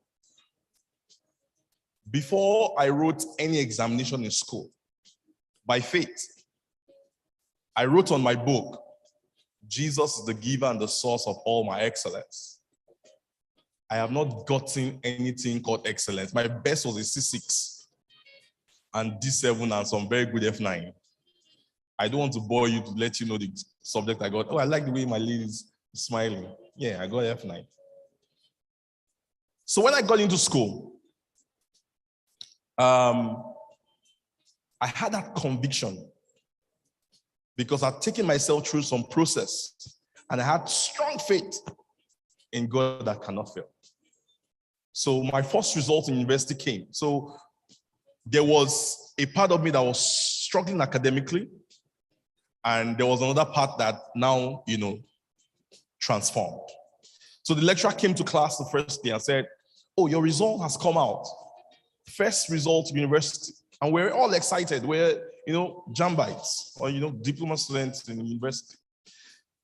And the lecturer said, your result is out. And 154 students thereabout said, sir, please show us our result. And he said, you all had a very good result. We all said, sir, please, can you tell us our result? And the lecturer said, you don't know what I meant by a good result. My definition of a good result is all the grades in that result are represented. So some students got A's, some got B's, others got C's, some got D, and others got E, and of course F. And he said, the next thing he said was that one student got 95 over 100. I was that student. I had transformed from just, struggling. And I entered that course without an A or even a B from O levels. But after 27 subjects, I had 21 A's and 6 B's. There was just 2 distinctions or 2 first class in that course. I was one of them. I had 4.76. Now, I'm telling you, I'm going somewhere. So when I went into my degree program, I'm not telling you to let you know that I'm a genius. No. My O levels, I had 4 F9 when I finished secondary school. You get what I mean? 4 F9. And the F9 were in my core subjects as a science student, chemistry, physics, maths, biology, F9. So how did I transform? So when I got into school at that point in time, I wasn't chasing first class any longer. Because if you made first class when I went to school, I went to school around the same time Adebola went to school, so I'm not that. But the kind of school Adebola went and the kind of school we went are different. So if you went to school when I went to school and you made the first class, you'd be like 75 years behind time. Because they were teaching us how to write software using chalk. And they used to prepare special times to go to the laboratory. We had computer lab. I had students in my class that could not turn on a computer. I mean, truth be told, 4 years computer science, they did not, if you give them a mouse, they'll be praying and fasting for how to know how to click. That was the reality. But let me not bore you with that. So when I go into university degree program, I wasn't chasing first class any longer. I started asking myself questions.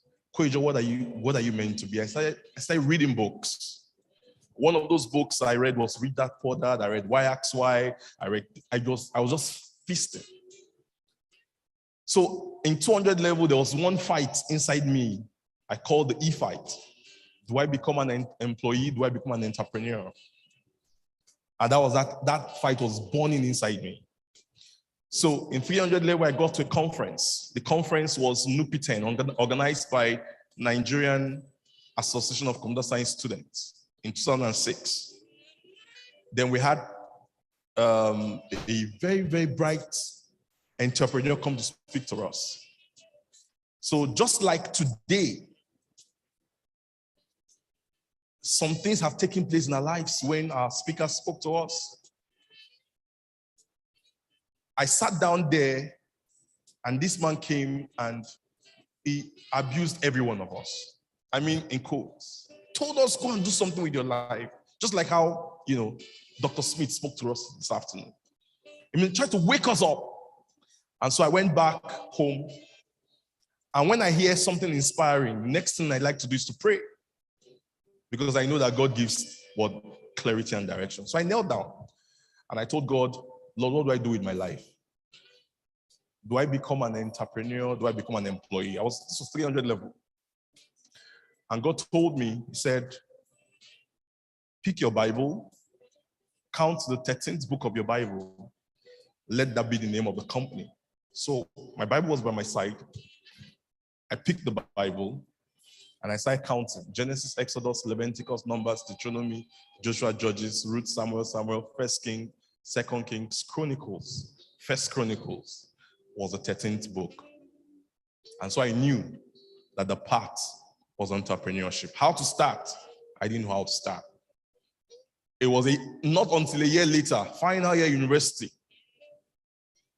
I summoned courage and faith. I called a few of my friends and said, let's go and build a company.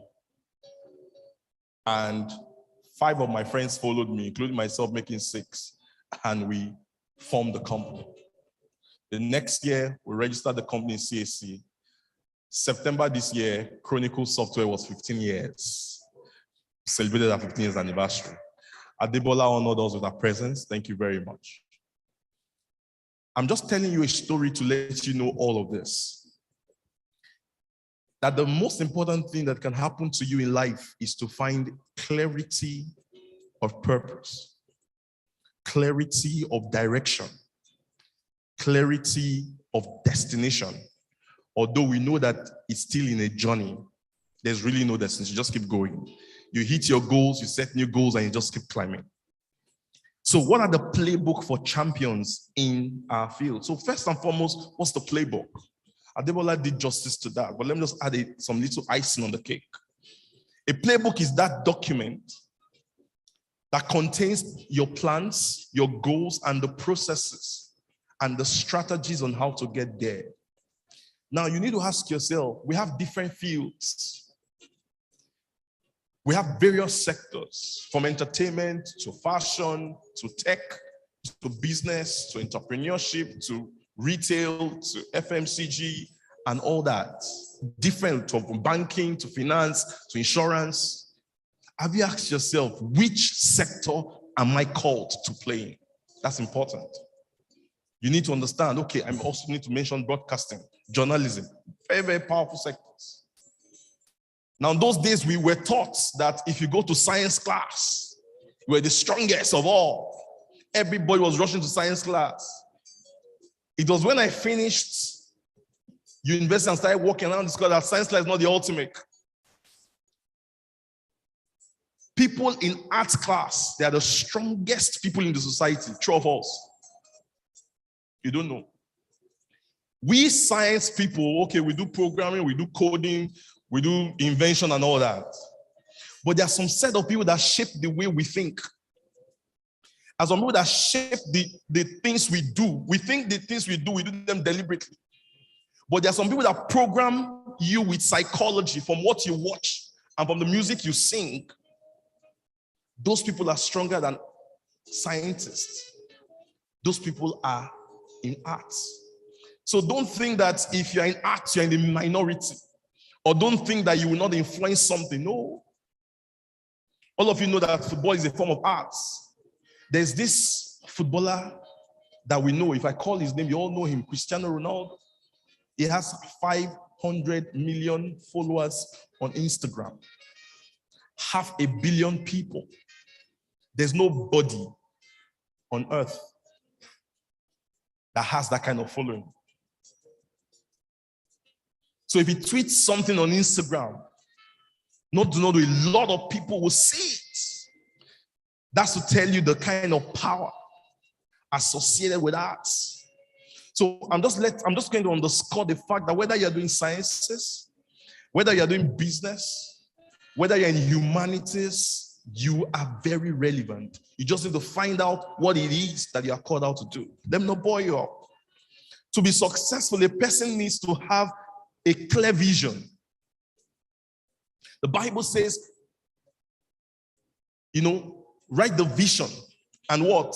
Make it plain upon the tables so that he that will read it may run. So that when you go back and read what you have written, you will run. And when you run means that you take action to be able to see the vision being fulfilled. We're trying to dissect and dimension the playbook of champions. I remember one story that happened when I was in NYC. That was when I got the privilege to meet Dr. Smith. Dr. Smith has been serving his generation so long. I served in Jigawa and have been doing amazing things in Abuja and in Kano. So as core members, we invited him to come and speak to us. First, NCCF invited him to speak to all of us. And it was a blessing. I don't know if you remember that event. All right. Then secondly, we did Ready to Fly before I left the Corpus Fellowship where I belonged to. We invited Dr. Smith and we have not recovered. In fact, some of those ingredients you gave to us, I left them back there. So when I was leaving at NYC, where I served, they said, Mr. Kwejo, you are very stubborn, but you left something with us. And those were those Ready to Fly content, nugget. Still speaking after 12 years. So to cut a long story short, a champion is one who constantly takes on challenges and what? Conquers them. I mentioned that before. But I was going to tell you something about your plans, your goals, and the need to put them down. So in NYC, something happened in NYC. A young lady walked into my room and she's a salesperson to one of my friends who's also doing NYC. So she sat down, unknown to me. I open about 4 journals every year. And I've been doing that since over 12 years now. This is one of those journals. I now open 5 every year. So as then I opened 4 journals. The first one I call Compass. Compass is where I document all the goals for the year. My academic goals, my spiritual goals, my financial goals, my marital goals. Then I was single. So of course, the prayer record of every single young man that time is that God was going to bless him with what? A beautiful wife, a fantastic wedding, a happy home, and all that. On the finance side, there were goals. On the business side, there were goals. Then I opened another journal called Gold. That's the Chronicles Gold. That's my business journal. That's the one I take to business meetings, document, script, and all that. Then I have another one called Rema. Rema is my devotion every morning. When I open my Bible, try to hear God speak to me about things. I want to document that. Then this is Rema. This is the one I bring to church. So she got into one of those journals, the Compass, and she was reading through all the journals. And she saw about 10 to 15 pages of documented goals, a different department of my life. I didn't want her to see the marital side because I didn't want a single lady to be saying that you have married, goals. But nonetheless, when I walked in, she was like, "Who wrote this?" I said, "It's my journal for that year." The next question she was going to come up with, I said, "Where did you get the time to sit down to document this thing?" Sometimes it takes me 2 to 3 days. But that is the process. That is part of the things that champions need to do. You need to write clearly what you want to achieve. So I want to ask you, do you have a goal for 2022? Now 2022 is almost wrapping up. Have you started planning for 2023? Give yourself a retreat before the end of the year. Take yourself off on a vacation and sit down somewhere to chart a course for your life. Let me continue. So also, like I mentioned, A champion is a person who surpasses all rivals in sporting contests or in any form of competition. You know who champions are. I don't want to bore you down with that. I spoke about the rise of Iron Mike Tyson in the 90s. And there was this 16-year-old boy that emerged in 1952 World Cup. He was 16 when he got to the World Cup. He was dazzling. He went to 3 other World Cups. He won World Cups. No other individual living has won 3 World Cups. And of course, you know who I'm talking about. His name is Pele. Till today, he's still alive. He's a sage. Now, what me and you see is when they lift the trophy, the depths and the consistent practice that they have gone, we don't see. So one very important ingredient of champions is that they commit themselves to consistent practice, to improving themselves from what they used to be. And that's very important. Today we see a rivalry that is going to extend to the World Cup. How many of you know that the World Cup is starting tomorrow? How many of you know that? I know there's a lot of ladies that are not World Cup friends. All right. And there's one particular team I used to root for whenever I'm going to the World Cup. After I root for Nigeria, I root for Brazil. And I also try to root for Cristiano Ronaldo, because I know Ronaldo is the best player in the world. How many of you are in that category? Okay. Thank you very much. Dr. Smith said I'm alone. All right. So, having said that, they give themselves to consistent practice. They paid the price. They burned the midnight candles. Now, I just shared with you a story, how we transform from, struggling students become A-stars. But what I didn't tell you was that when I got to school, I didn't know what was morning. I didn't know what was day. When I finished from the lecture theater, I go into my room, I sleep a little, I get up and I take my books from 10 p.m. sometimes till 4 a.m. Sometimes 6 to 8. In fact, my roommate was making jest of me. He's like, you want to leave this school with first class or what? I just need to put in the work. And of course, you put in the work and you now know God in the place of prayer, then things begins to move forward. So, one thing you need to understand is that in life, there will always be oppositions and resistance to your rising. Please take note. One of my favorite pastors always says, he said, life is not funfair, life is a warfare. So, the higher the levels, the higher the devils. Whether you like it or not, write it down. So, I remember when our revenues was about to climb from 7 digit to 8 digit. Hello? When it now was about to climb from 8 digit to 9 digits. Now, from 9 digit to 10 digit, there's always a price to pray. Now, the price of corporate professionalism, that's one. There's the price of ensuring you have a flawless product, that's two. Now there's another price to pay to ensure that you bind the devils and you shut down the mouths of the lions. Praise the name of the Lord. That one is non-negotiable.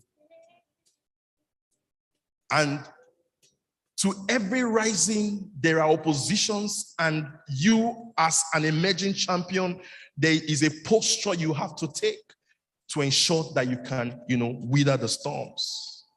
What are the qualities of champions? Number one, champions are courageous people.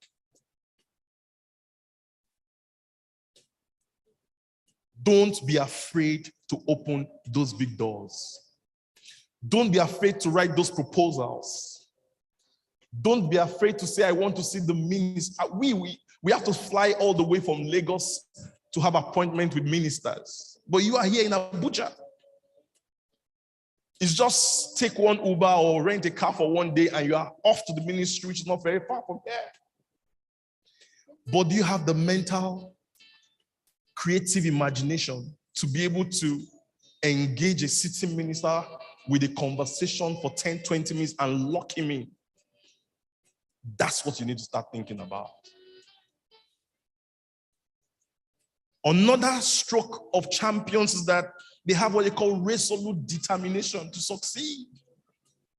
That what differentiates different people. Let me tell you one story that inspires.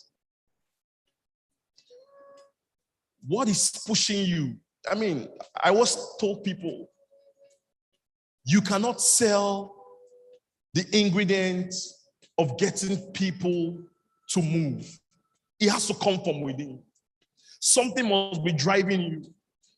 There must be a change you want to see in your society, in yourself, or in your family that moves you from one level to the next. And that's why this thing comes to mind all the time. This set of people, they have resolute determination. There's this short story that came. Those of you that watch football very well, something happened in 1994 when Nigeria went to Nations Cup. Nigeria went to the Nations Cup in 1994. We had one of the best squads.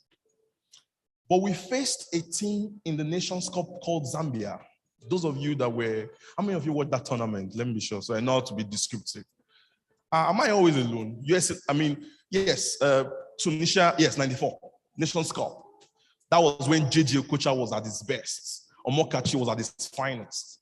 You know, that was when Amunike was super. And the likes. We had Peter Rufai in goal. We had Stephen Keshi wearing the hand bomber at that time. Now, before that tournament, about 9 months before that tournament, the Zambian national team, everybody in the Zambian national team died in a plane crash, except for their captain. The captain was to join them where they were to play the match, so he didn't follow the entire squad. And the captain's name was Kalusha Bwaya. So when that tournament was coming, they were in grief, they were in pains. They had to bring their second squad, arrange them to go into the African Nations Cup. And they made up their minds that for their dead friends, dead brothers, they were going to win the trophy. And like joke, Zambia went up from the group stages, entered into the quarterfinals, found their way to semifinals, and they met Nigeria in the finals. Those of you that watched that match, 3 minutes into that match, a true pass from this young man called Kalusha Bwaya straight to Elijah Litana, and our keeper, Peter Rufai, was not a dead ball specialist. And before you know it, 3 minutes, we'll go down. Nigeria was down. And you see, you know, football brings a kind of unity in this country. Everybody just unites when Nigeria is playing football. If you see one cold weather that just blew everybody.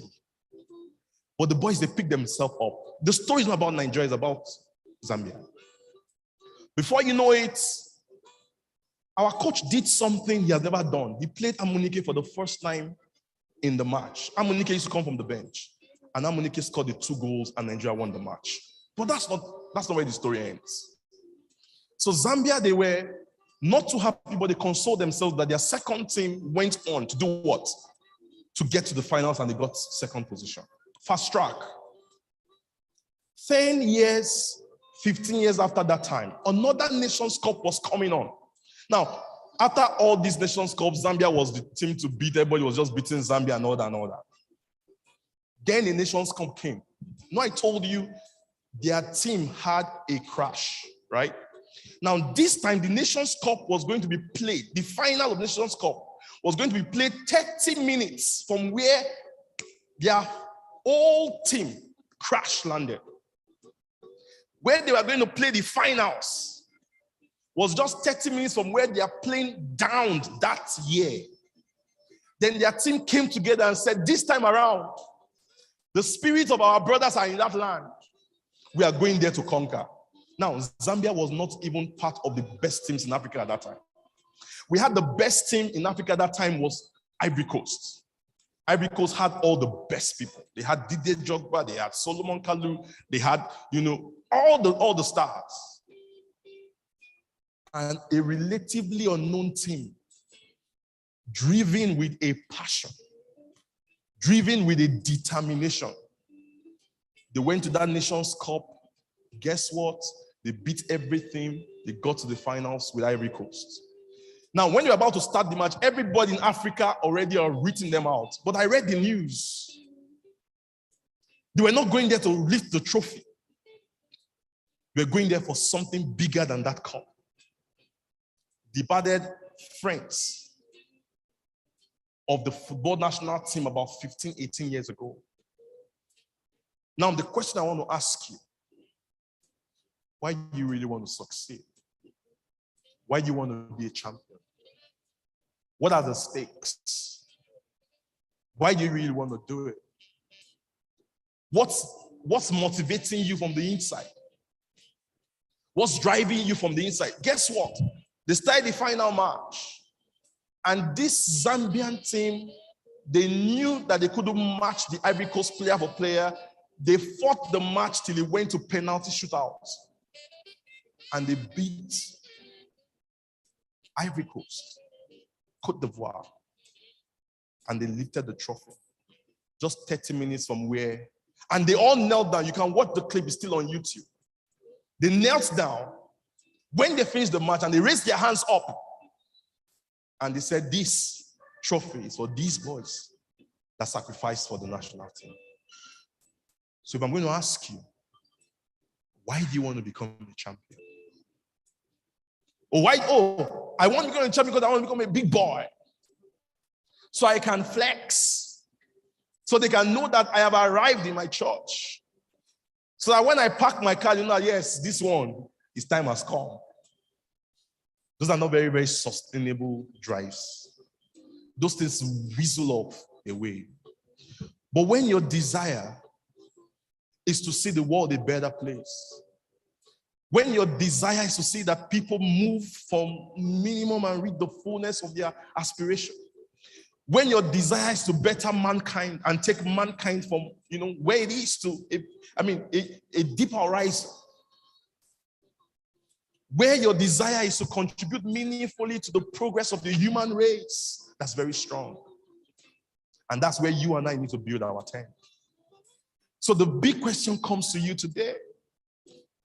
Why do you really want to be a champion? One thing about champions, again, like I said, number one, they have courage. Number two, resolute determination to succeed. Number three, they have strong belief in themselves. Now, they are not full of themselves, but they believe in themselves. You can't talk a champion down. They will rather not get into conversation with you, but they believe in themselves. They believe in something that God has put into them. I'm going to look at that as I close later. The other stroke of champions is that they do not give up. They don't give up. I'm sure you guys have seen the story all around, how they are substituting the best player in the world. They're not playing him. And he came up and did his own interview some days ago. And guess what? He's going to the World Cup, away from all those things. And just watch any of Portugal game. You see how concentrated this guy is. But let me talk about the other side, Messi. Fantastic player he is. But everybody knows that until Messi wins the World Cup, he will just be like an ordinary player. Because there's one player bigger and greater than him in his land in Argentina. And that's Diego Armando Maradona. Any day. Any day. Why? Because that one won the World Cup. So Messi is not sitting still. He also enshrine his name also in time. But my prayer is that Argentina will not win the World Cup. All right. That was just by the way. Another thing I was going to talk about is perseverance. Now, perseverance is the capacity to continue to go on, even when success is not in sight. It's the capacity to not give up or not giving, even when the desired end is not in sight. And that is one very indelible mark of champions in our days.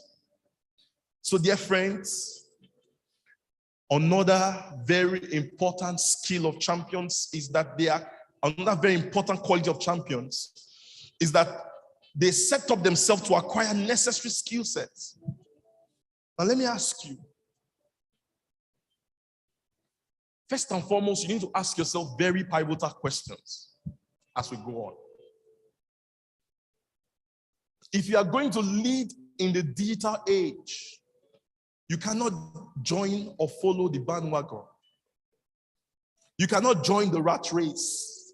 Oh, what is the in thing? Everybody's programming. You go and start doing programming. You are locked in for 5 years and you still cannot produce any software. You need to find out exactly what is meant for you. You need to know that. And that is very, very crucial. Let me run through this. Another quality of the champion. They dream big and they take action. I had somebody that I knew as an acquaintance. Oh, my brother, my sister, that guy bought an airline on paper. I mean, he bought an airline on paper and he told me about it. He said, Kwejo, my airline we are already finalizing the properties of the airline. We're going to have 3 or 4 airlines. We are flying all around the world. He doesn't even have a registered company. He's not raised capital. All he does is to talk. And he talks so big. And as he was talking big, his life was going backwards. You want to buy an airline? If you're going to buy an airline at all, the lowest amount of money you have is 500 million naira. And this guy was staying opposite my house. And he will come and sit down with me and start telling me how he's going to buy an airline. And you don't want to shut people up. You just be looking at them. And deep down in me, I said, who is fooling who? Of course, one thing he never told me to do, he didn't say, come and give me money. Because that will be DOA. It's dead on arrival. But truth be told, airline was just one of the big things he told me. He told me many, many things. How he's going to, roll out this and how for goodness sake. What action are you taking? What steps are you driving? What process are you implementing? That's very important. Finally, on that side, one very important quality of champions is that they have voracious appetite for knowledge and they commit to continuous learning. Let me also tell you a very hilarious story. So I always told the young people I lead in church that there's need for them to read and read very well. Stretch their minds, stretch their capacities, make sure that, they study hard. And I invest a lot in books. It is, anytime I'm having a big occasion, I go and buy suits. So every suit you see in my wardrobe, ask me the history of the suit, I will tell you. This one I'm wearing, I can tell you the history. We're going to launch the largest digital classroom in Africa. That's why I bought this one. So the other one, I will tell you the history. We're going to collect this. We're going to launch this. So, but the investment was more in knowledge acquisition. So when I was moving into my apartment in Ikeja, the first one, I moved in with nylon of clothes. I mean, I could carry my clothes in 2 nylons. But I brought 4 cartons of books. And when I moved into the house, it was bare. I mean, bare, empty. So that night, I slept in the 2-bedroom flat apartment with the pillow I went to ShopRite to buy and the fan. The people that left the house, they were generous enough to leave one of their carpets. So I didn't need a mattress. So I went in. So my friends in church came to see my new apartment. So when they came, and one of them was like, oh, wow, this is a good place. So I began to tell them, I said, okay, that's where the AC will be. I said, in no time, this is going to be rugged wall to wall. And we're going to have the flat screen television is going to be that. Dear friends, in less than 3 months, every single thing that was said happened by the hand of God, by the grace of God. So what am I telling you? You will have aggregated so much knowledge, and you begin to apply that knowledge by faith and confidence in God. And before you know, you begin to reproduce after the kind of the Almighty. The digital age brings a lot of massive new opportunities. We need to master digital skills to be relevant in the digital age. You don't need to master everything. Just find the one that aligns to your personality. Look for the one that aligns to your giftings, your talents, and your potentials. Please, everybody look up here. This is one vital part of the conversation today. Everything that you needed to succeed in life has been given to you before you were born. Should I go over that again? Every single thing you need to succeed in life had been given before you were born. And it was put inside you. But you now have the responsibility to search. The Bible says it's the glory of God to conceal a thing, and it's the honor of kings to search out a matter. So you and I are king and priest in God's kingdom. We have the responsibility to search out the matter and the things that God has put within us. God has put in talents. God has put in giftings. God has put in potentials. Your responsibility is to ask yourself, what are my potentials? What are the giftings? What are the treasures that God has put inside me? That's important. Now, when you ask yourself these questions, now the talents are raw, the giftings are raw, and the potentials are raw. So you need to refine those giftings. You need to refine those talents by looking for what are those skill sets that will help refine and develop my talents. That's your responsibility. And that's why some of you are here. To identify those things that God has put into you so that you can begin to ask yourself, what are the giftings? What are the potentials? What are the talents? So that you now go for the skills that will help you refine your talents. And when you now refine your giftings and your talent with a skill, you now ask yourself, what solutions can I use my refined potentials that I've acquired a skill for to solve? That's the process. Am I communicating? Am I communicating? That's the purpose journey. The purpose journey, you look for, you identify those giftings, those potentials. Then you go forward by acquiring skills that will help you develop, refine, and make the most of those giftings. And before you know it, you're no longer like any other person. Because you now arm yourself with a skill. Then you now ask yourself, what problems around me can I use these solutions to solve and get paid for it? Adebola mentioned a couple of things along those lines. Then when I now get those solutions, I solve for 10 people. I get paid for it. That means I've set 10 people. How can I put another 0? At the back of 10 becomes 100. So how can I use that same gifting to serve 100 people? Then you now discover that, oh, I need technology to be able to serve 100 people or 1,000 people. I think the biggest prayer we should be praying is that God add another 0 to the amount of money we are receiving. Amen. Just imagine God puts another 0 to the amount of money you are receiving. Hallelujah. Praise the name of the Lord. You received 100,000 naira last month, and God says, this month of November, just one more 0, Lord. Oh, just very simple prayer. Only one more 0, Holy Father. And he drops that 0 inside, And that moves from what? From 100,000 to 1 million. And when you get to 1 million, say, Lord, just one more zero. You see how simple that prayer is? But you need to ask yourself, what skill sets? By the time you now begin to scale your solution from 10 to 100 to 1,000 to 10,000 to 100,000, by default, those zeros will be what? Coming back to your account.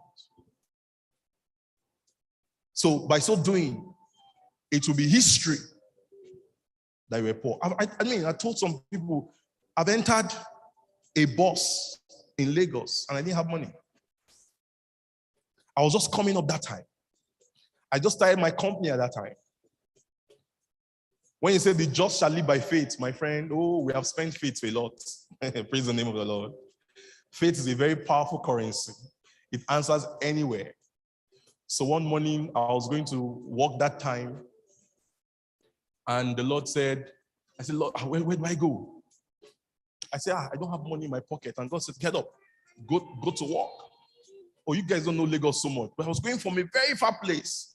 I need to enter a bike. I need to join a bus. And it was early in the morning. And so I'm just sharing how you can live by faith and walk by faith. A time will come, you have insufficient. Amen. Do you want to hear that story, or I should just fast forward? You want to hear the story? All right. So 6 o'clock in the morning, one day,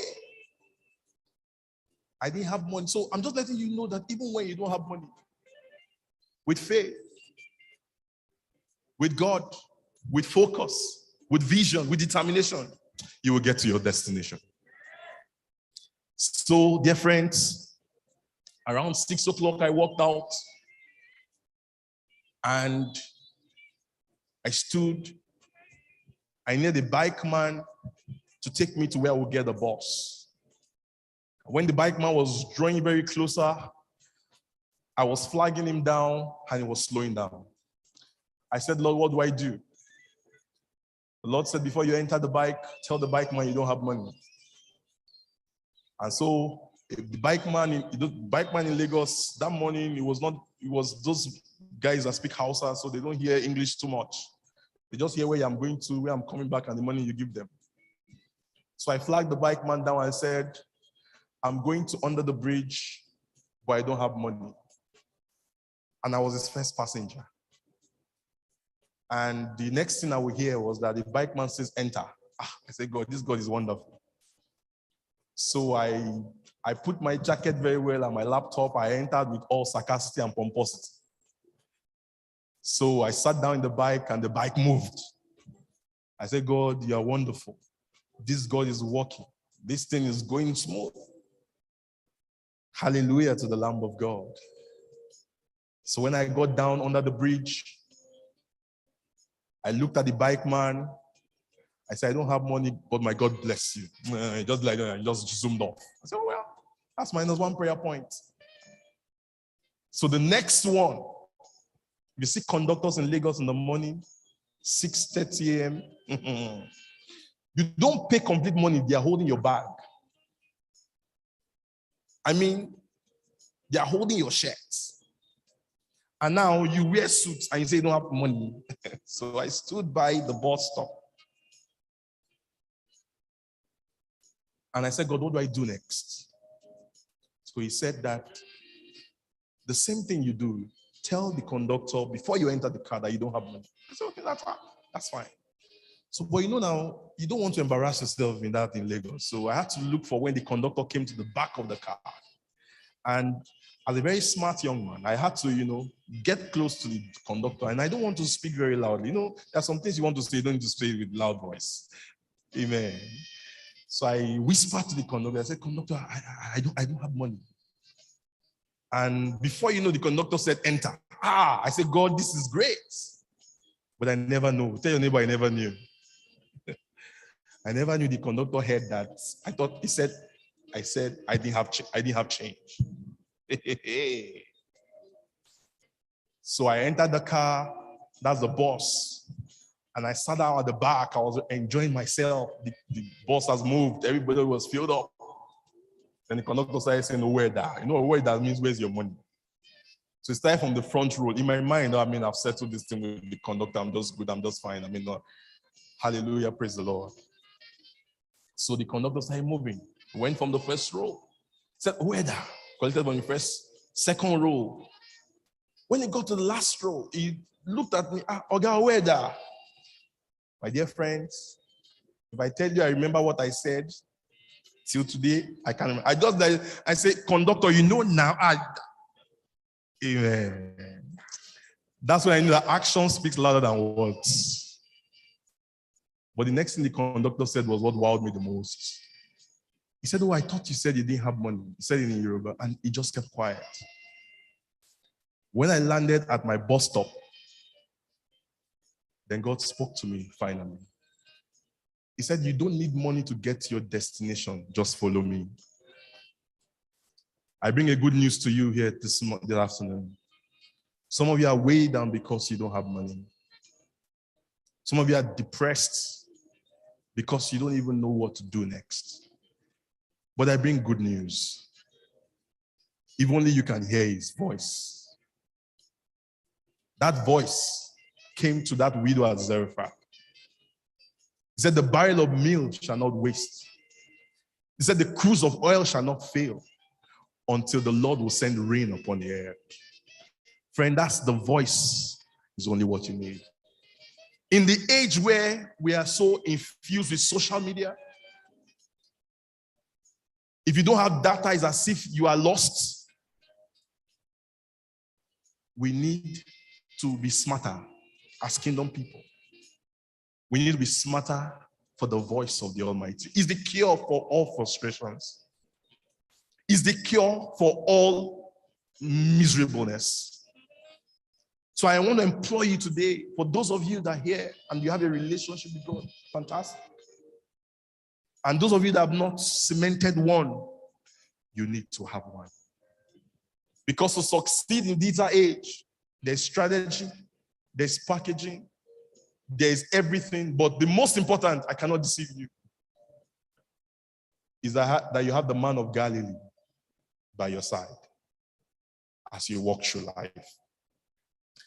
I want to close.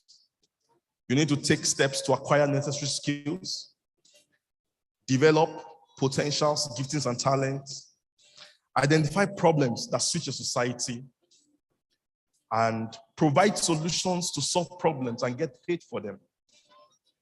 Scale your solutions to reach wider audience and more people by deploying the right technology. I mentioned that.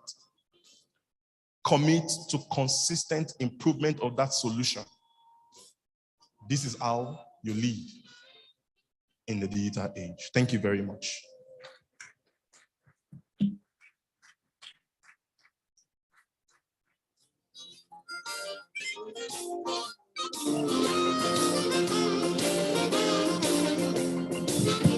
Thank you very much, sir, for that wonderful session.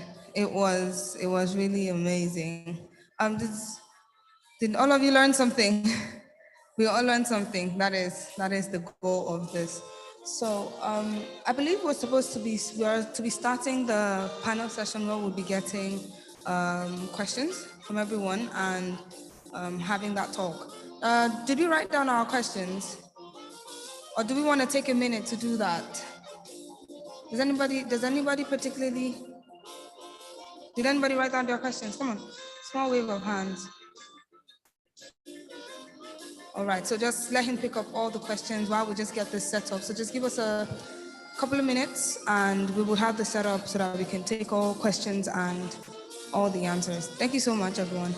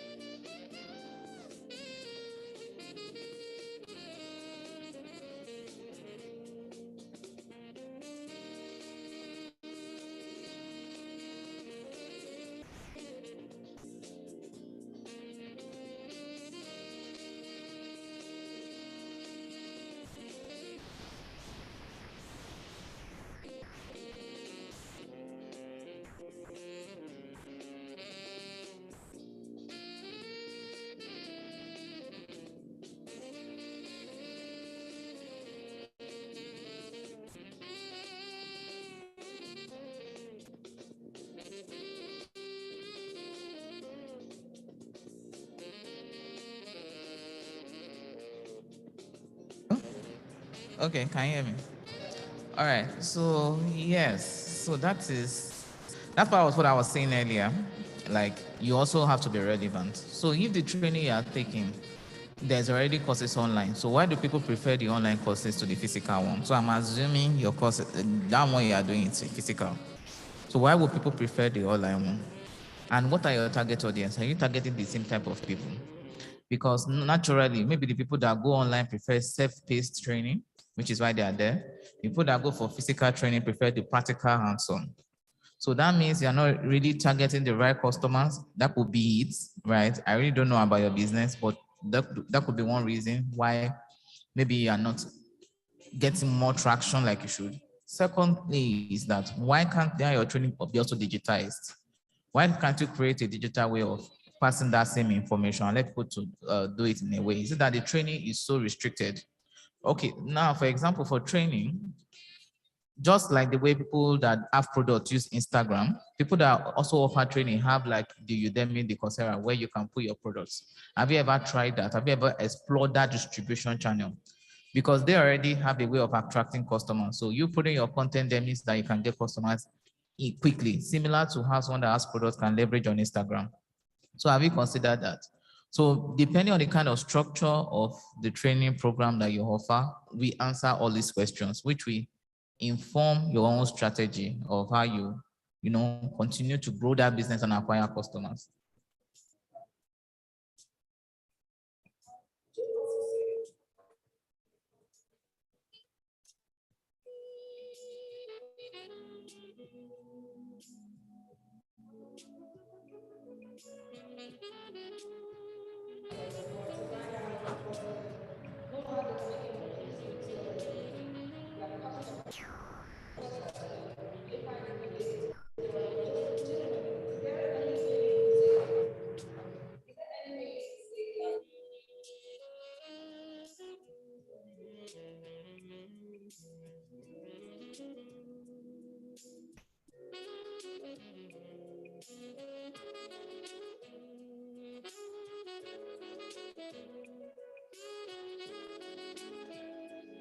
Improve his sales.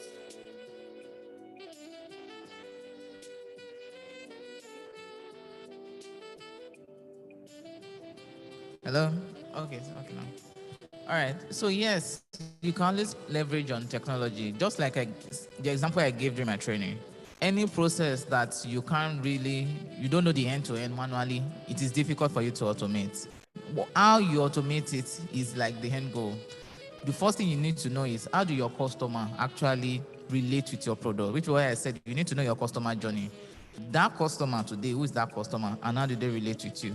If you can answer that, it will inform you how you can now use any form of tech to automate that process. Now, when you're automating the process, it could now be how do you create that reach, right? Like some people, I mentioned, some people maybe their product is just for some niche markets, so they don't need to be on a distributed platform. It's only for some very few people, so they can create a simple access for you. But if your product is for everybody, or your target audience already has a distribution network that you can leverage on, then why not do that? So it depends on you. You can either build your own tech to meet that, or leverage on what already exists that already serves that your customer market. Thank you so much, ma'am. I really appreciate it. Okay, the second question I think fits. I would direct that to Mr. Koijo. And it says, as a literal one-man business, how can one expand operations to include hiring staff when the business has not or does not make profit or barely scrapes by? Yeah, thank you very much. First and foremost, there's what you call organic growth in business. And literally, majority of all these big businesses that you see today, they started with the owners or the founders of the business first starting the business. So you have the responsibility to build that business to the point where the business has steady cash flow. Now, when the business has steady cash flow, then you can now start taking in staff. So what you have to do as an owner of the business or the founder of the business is to look for creative ways to generate revenues. And revenues in such a way that they are repeated in a process. And when you can guarantee that revenue over a period of time, then you can now begin to take in staff. So that's one, that's organic growth. Then the other is, if the business has a very fascinating idea, you can put that pitch together into slides and see how to begin to approach investors to invest into business. Now, when they do invest into the business, they see potentials for future revenue. They have a fair valuation into that business. They bring in capital. Then you can now begin to expand in terms of bringing, hiring hands and hiring workforce to see how to boost the business. So these are one or two ways to see how to move the business. But most importantly, you have to see how to ensure that that business generates revenue. And for it to generate consistent revenue, you are solving one unique solution or solutions. You are providing enormous value to the customers, and they are rewarding you with revenue. So your responsibility is to see that that revenue is consistent in an organic basis, so that you can now use to be able to hire staff and expand the business, or develop a use case scenario, develop a very fantastic plan of how that business will generate revenue, seek for investment, and by so doing, you expand. Thank you. Thank you so much for that. You're going to help me take another question, and I think this one is quite intriguing because it kind of follows up. So, if the person is a one-man business, right, and they have to run all their activities together through organic growth, would you say they do this alongside their day job, or do they, resign, do it together? Is there like a time frame that they will do the job and they'll do their business and do a job, and then at that point they know, okay, this is the time for me to resign from my work and focus on this? Or is this dynamic? Can you help me shed a little more light on that? All right. So I have my school of thought. One is, just like the scripture says, it says, if your eye is single, your whole body is full of light. So that's the power of focus, and that's the power of concentration. And we almost understand that as single individuals, there's a limit to what we can do. So for my own personal experience, I started a business from scratch. I mean, I was literally doing everything at one point, but today we have close to 18 staff in the business. Now, but it also depends on the kind of business that you're doing. So if you're entrepreneurial, if it's an entrepreneurial venture, entrepreneurs are people that spot opportunities, create a business solution to be able to, meet the opportunity, and by so doing, generate value from such. That requires a whole lot of you. So you cannot share that with a 9-to-5 job. You need to unlock your creative geniuses. You need to put in your thinking cap. You need to put the skin in the game. You need to market. You need to draw your plans. You need to be out there, to ensure that you give it all the necessary push. But if it's just trading, you are buying and you are selling commodities, you can invest some money. People help you trade on those commodities. And after close of business, you can do reconciliation with the person. You don't need to resign from your job. So it depends on the kind of work or the kind of business you're talking about.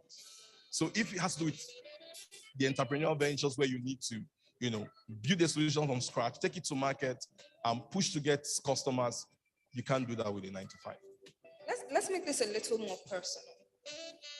When did you know that, or what was it for you that you knew, I can't do this with my work? Or was it from inception? Because I want you to help us understand your journey, because you started a business, right? And both of you started businesses, many businesses, and I can only imagine the struggles that you had to go through. But and I would like both of you to give insight on this. When was that point where you knew that you just had to not do what you were doing anymore? Or was it when you got the idea that you were like, this idea is huge, let's just resign and let's focus on this? Or you built it from a point when you were doing a 9-to-5, and then you said, okay, this is the time where I step out, right? I'm talking from both your different tech spaces, and I know it might not apply to all of us, but we'll glean some wisdom from you. So can you just help us to understand a little bit about your personal journey on work and business and managing that? Okay, I can only speak from my experience. So when I was in e-commerce, before I moved to e-commerce back in the day, I was the head of an IT department. And the need I had was that the kind of clothes I like, I couldn't really get it.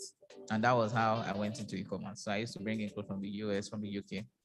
Then I went to China as well. I started to bring in clothes. I was doing it in my 9 to 5. It was easy because I like to shop normally. And it wasn't anything for me. It was just a passion. Like after work, during my free time, I can just go there, browse, put some things in my cart, and even order it at the end of the day.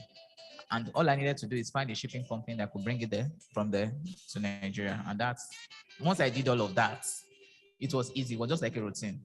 Then people started to like the product. Oh, I like this shoe. I like this. Can you buy from me? Then I had what you've ordered to the cart. After some time, right, I realized that even my bosses were ordering products from me. Then it got to that point where I felt that I was growing so big and I couldn't really do the 9 to 5 because I was taking too much requests from people.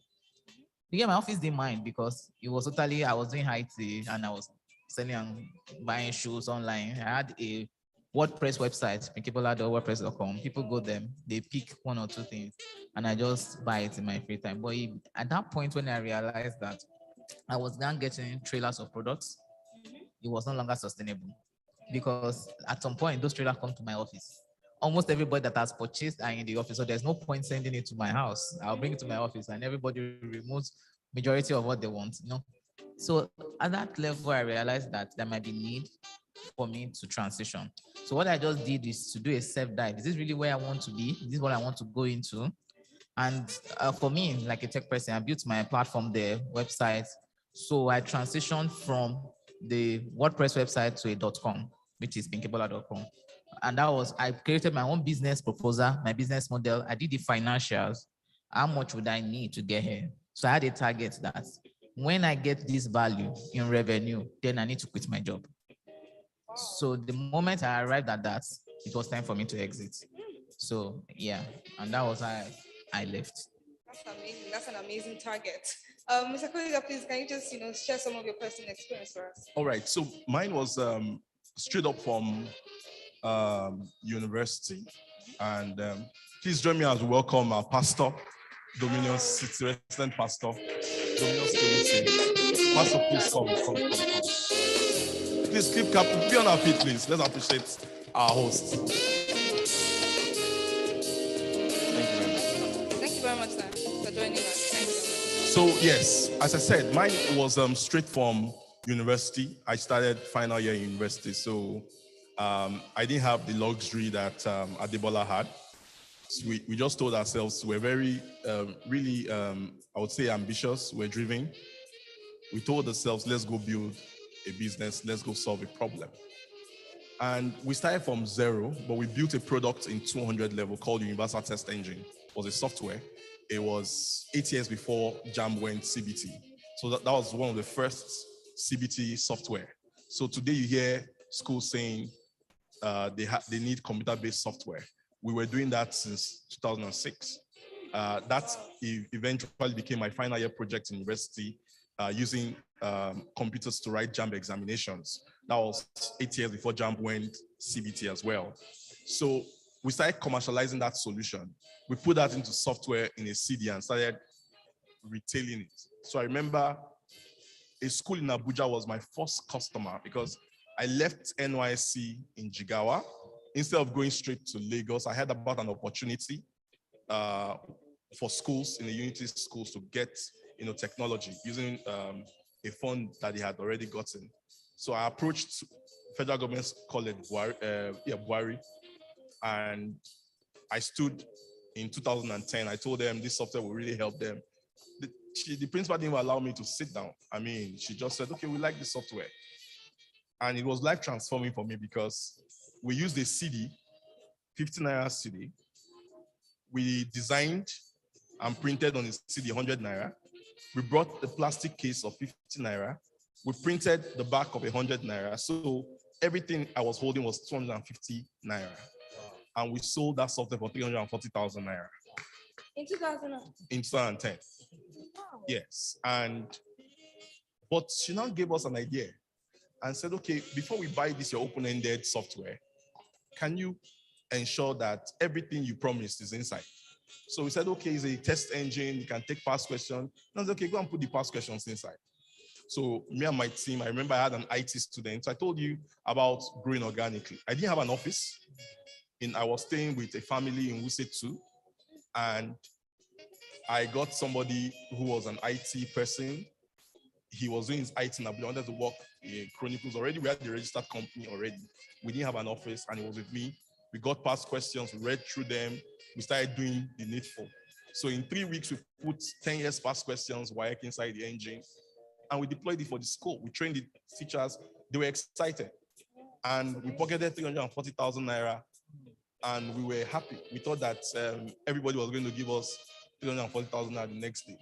But to our biggest surprise, we went the next 2 years. We didn't sell another copy of the software. So the reality began to hit on us. All our 340,000 naira, we have spent everything. Yes, I paid my tithe out of it. I took 10%. I wasn't on salary at that time. I took 10%. That was my commissions. Then we started driving the project. So the next 2 years, we didn't sell another one. So we had to ask ourselves, what is going on? Every school wanted to buy the software, but every school did not want to pay for the software.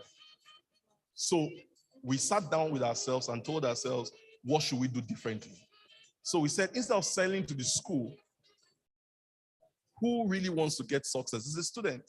So, I mean, Ademola was there through the journey at that time. So we had to rephrase the software from Universal Test Engine to Success Box. So we put in those same 10 years WIAC past question using the idea we got from that school and now sold directly to students. We now call it Success Box.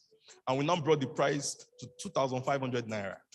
So it now became a hot cake. In fact, I remember we produced 300 pieces and I was hawking the software from one tutorial center to the next. And the next, one boy just met me one day and I said, this software will help you pass your exams. He wasn't prepared. He just brought out 2,500 and bought the software. I said, God, this is magic. It works. Before you know, we started selling 2 copies today, 3 copies tomorrow. At a point in time in our existence as a company, Success Box was our main revenue. And so that is how from there we started employing people, first interns, students that wanted to get IT, we're paying them 15K per month. Before you know, today we do 6 figures salary monthly for key staff. But where I'm going to was that we kept asking ourselves the question, what will work next? What will work next? So from that 2.5, we asked ourselves, every student leaving secondary school can do a CBT software. So we knew that building capability on computer-based test software will not give you, value proposition in the marketplace. So we asked ourselves another question again, and we said, what will be the next level for learning in the future? But before I even leave that story, Lagos State's last 2 years endorsed our product, Success Box, for all Lagos State students writing WIAC examinations. Amazing. So as I speak to you, that has been ongoing. And this year, all the students writing WIAC in Lagos State, they're going to enter into what we call our Success Cloud, Eco Success Cloud. So we move from Success Box, we now build Success Tab. That was what got me and Pastor talking. And Adebola knew when we started the whole story from get-go, we now moved to Success Cloud. So we knew that after we started doing tablets, tablet was like, we're one of the first in Nigeria to start putting educational tablets into a box. And we've been around for 7 years now. We started in 2016. So when the tablets, began to tip, we had to sit down and say, okay, we're enjoying this thing right now. What is the next thing? So we knew that learning is going to go to the cloud. So we deployed the largest digital classroom in Africa, ecosuccesscloud.com. We have 500,000 students on that cloud as we speak to you right now. And we're going to ask ourselves tomorrow and say, what is going to be the next thing? So just to answer that question, you start with a solution, you test the market, you get the feedback, you keep iterating. And when you're iterating, you're adding value. And when you're adding value, you're getting, you're getting paid for that value. And you're seeing how to scale what you're doing. So what we're trying to do right now is to bring a factory where we manufacture our own tablets. by God's grace, before the end of next year, we have our own Nigerian-made, 100% semi-knockdown success tab. Thank you. Amen. Yes, amen. Our pastor has confirmed Amen. it. Amen. Okay, so let me take you back a little bit, and I'm sure you said you built this in like 200 level, right? And I'm sure you had this idea that pop out of, I don't know if it pops out of the blue, right? So how did you get from the idea to actually like getting your team members, your schoolmates to be like, oh, let's build this, right? And then after that bit, right? How was it like growing that? Because you built the business, or you built the solution, right? And then I'm sure when you got to the success tab, you needed revenue, you needed money flow you did not have, right? And I'm sure that was another phase you had to deal with. Can you just give us an insight on just those 2 points? Okay, first thing first, let me say this. A lot of people say they don't have capital when they want to start a business. But I beg to disagree. The only capital people say they don't have is financial capital. And that's just one of the kind of capital you need. The first capital you need is intellectual capital. That's important. Your creative geniuses, your capability to think and create something. Then the next capital you need is social capital. People that believe in you, that have known you and want to walk the journey with you. Now, another capital you need is now financial capital. Now, those people that come from your social space with social capital, some of them also bring in financial capital. So I told you about the product we sold after NYSC at 340,000, but that was not all. When we finished NYSC, we're getting 9,500 naira from the government. So you can't use 9,500 naira to start a business. So I came back to Lagos. I pitched my idea to somebody in my church. I said, madam, I have this, I'm starting a company and I saw this opportunity down in Abuja. I need 150,000 naira to, roll this. And she's known me since I was 300 level. So she understands me. She knows I was not fraudulent. She knows that I will not waste the money. She said, Coach, I don't have that money. And she gave me 50K. And 50K she was being generous. And I took the 50K, mobilized my team, flew, I couldn't fly to Abuja. I took 9 buses. Praise the name of the Lord. Life is in stages, men are in sizes. So I used was the ABC or AC1, any one of them. I landed Abuja and I did my marketing, and I will call back that cash. And I didn't ask her to dash me the money. It was a loan. So I actually paid back that money later on. And she didn't ask me, but it was on trust she gave me the money. So that's where your social capital is required. So I talked about intellectual capital is critical. So when you come to your social space and you don't have anything of intellectual value, and you now say people did not invest in you, no. The intellectual prowess was not there. The mismatch was obvious, and that's why it wasn't coming. So to hit back at your question, how did we come? I told you how we had already built universal test engine in 200 level. We packaged it properly in 300 level. We rolled it out after NYSC and we sold one. And it was easy. I told intellectual capital. I did software programming. I was good in tech. So I built the software myself. So I didn't need to pay anybody to do that. So I was burning my own intellectual energy on that. And from there, now how did we get into the tablets? So the tab was going to be capital intensive. So like I said, you build a consistent revenue source, then you now use that revenue to be able to enter into your leap of faith assumptions or into the other big picture. So apart from Success Box, what we also were doing at that time too is that we're helping organizations to build their softwares. So if you come to Chronicles and say, oh, I have a software to build, we can do that for you. So apart from the education space we're serving. So how did God do it for us? We wanted to do tablets. And I went into a school. Sorry to take this time. So I was in a school and a school owner said, please, we'd like to buy tablets from you, Mr. Koyejo. Give us 300 tablets. I was very happy. All I needed to do was bring 300 tablets and he was going to buy. So I commissioned my people in my factory, in the factory, partner factory we had in China, and he started producing. 2 weeks later, the man came back and said, sorry, my son just came from Canada. We're not using tablets again. We are now using laptops. My dear friend, I went to the hospital for 2 weeks. It was not a joke. And that was the exact time Naira was devalued in 2016. Naira went from 195 to 505. I remember I changed 500 Naira to bring in tablets at that time. It was tough. But it was then I knew that when there is a crisis situation, people hold back. That's when you're supposed to dive in. So immediately we brought in the tablets because we were able to eventually do the deal because another bank gave us a project to do and we made some tangible revenue for that. So we just pushed that into the devices. And today, Success Tab is the leading educational tablet in this country in terms of spread, in terms of coverage, in terms of number of students and the likes. So by so doing, we're adding value to products, creating revenue, and using it to push our other ventures. Yes, thank you. Thank you very much, sir. Thank you very much, sir. All right, I have one final question, and I would love to direct that to Ms. Adibola. Right? It says, I've been seeing a lot of pictures around this concept of consistency here. They say you don't have to be 100% every day. You just have to bring in, what you've got. So I'm asking, how do you advise that we build consistency, right? Because for some people, or for this particular person, it's, they fail, they stand up, they try, they fail, they stand up, they try, and they just want to quit, right?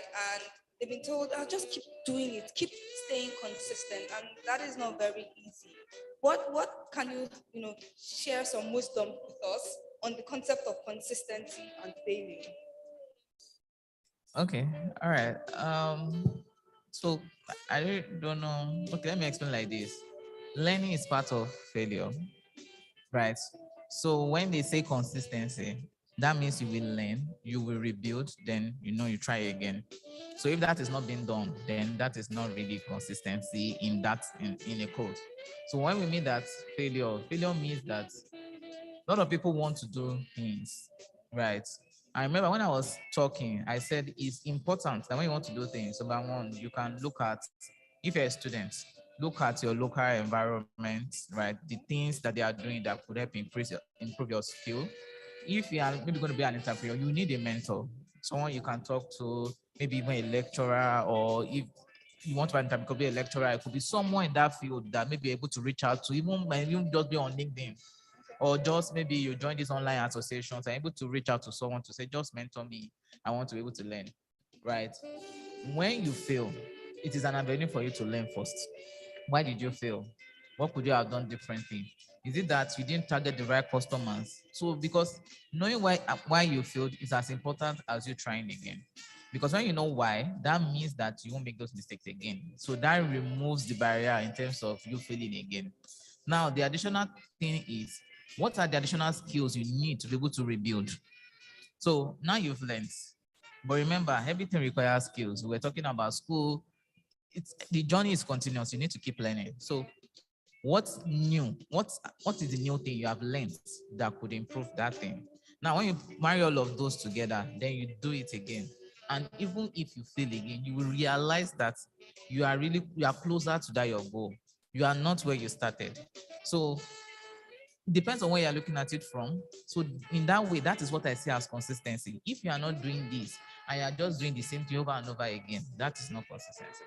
So you doing that, putting in the effort, improving over and over and doing it again, it is how you would. He explained his own journey. Are you going to say he failed? He did 340, then for like 2 years. Yeah, I'm telling you, he would have tried a lot of things in those 2 years. He wouldn't have gone to bed and say, oh, we are waiting tomorrow. No, after 3 months, he didn't get another 340. He must have tried something that he has not said. And he would have failed at that. But he's only telling you that it took him 2 years to get to that win. So you need to understand that life is a journey, just like what they are saying. The goal is you are improving. You are not doing the same thing over and over. As you fail, you learn. When you are learning from the failure, then learning things that will improve you. Then even if you have mentors, talking to the mentor so you don't repeat mistakes that they had made. So all of this knowledge forms how you build the next phase, so you don't fail, or you can fail faster and just do the next thing again. Thank you so much, ma'am. I don't know if we have anybody that has any questions. Is there anybody that has any questions? All right. Okay, we have someone with a question. All right. Oh, yes.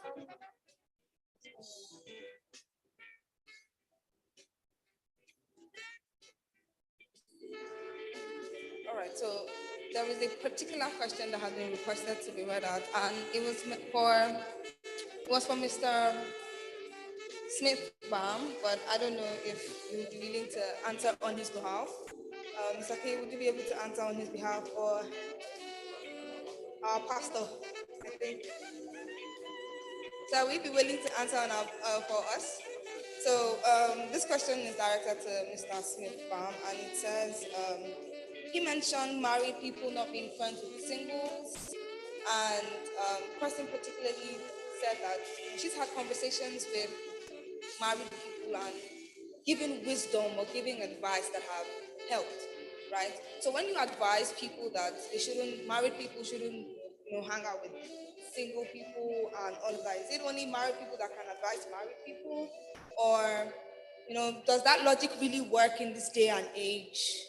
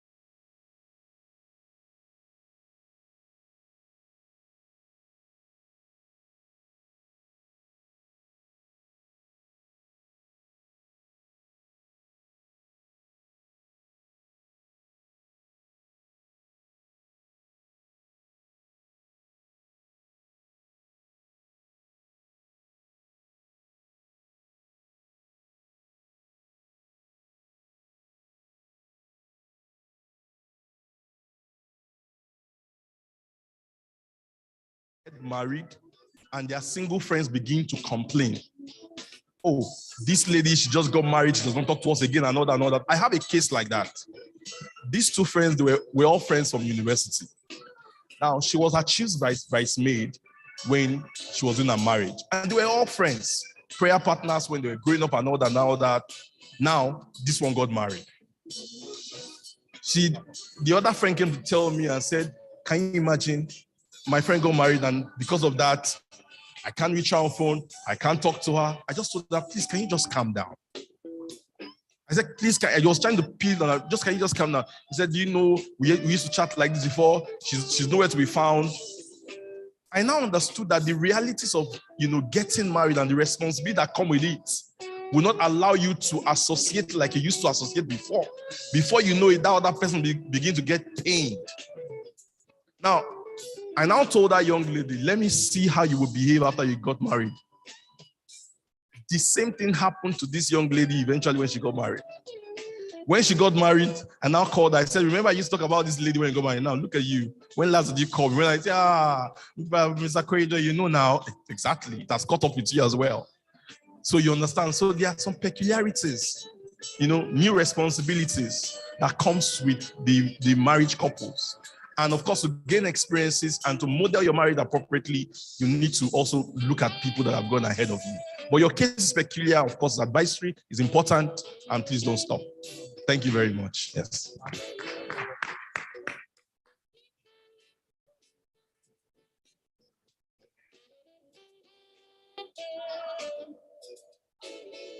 Thank you so much for the section. I think it was a very insightful one. By the way, do you see who is here? Do you see? Are you seeing what I'm saying? So we have in the house our Pastor Stanley, who came in the course of the program. Can we celebrate Pastor Stanley? Thank you so much, sir, for coming. And just before we have the closing remark, I'm just going to give Pastor Stanley to come up and say one or two things to us before then. This is how we celebrate Pastor Stanley.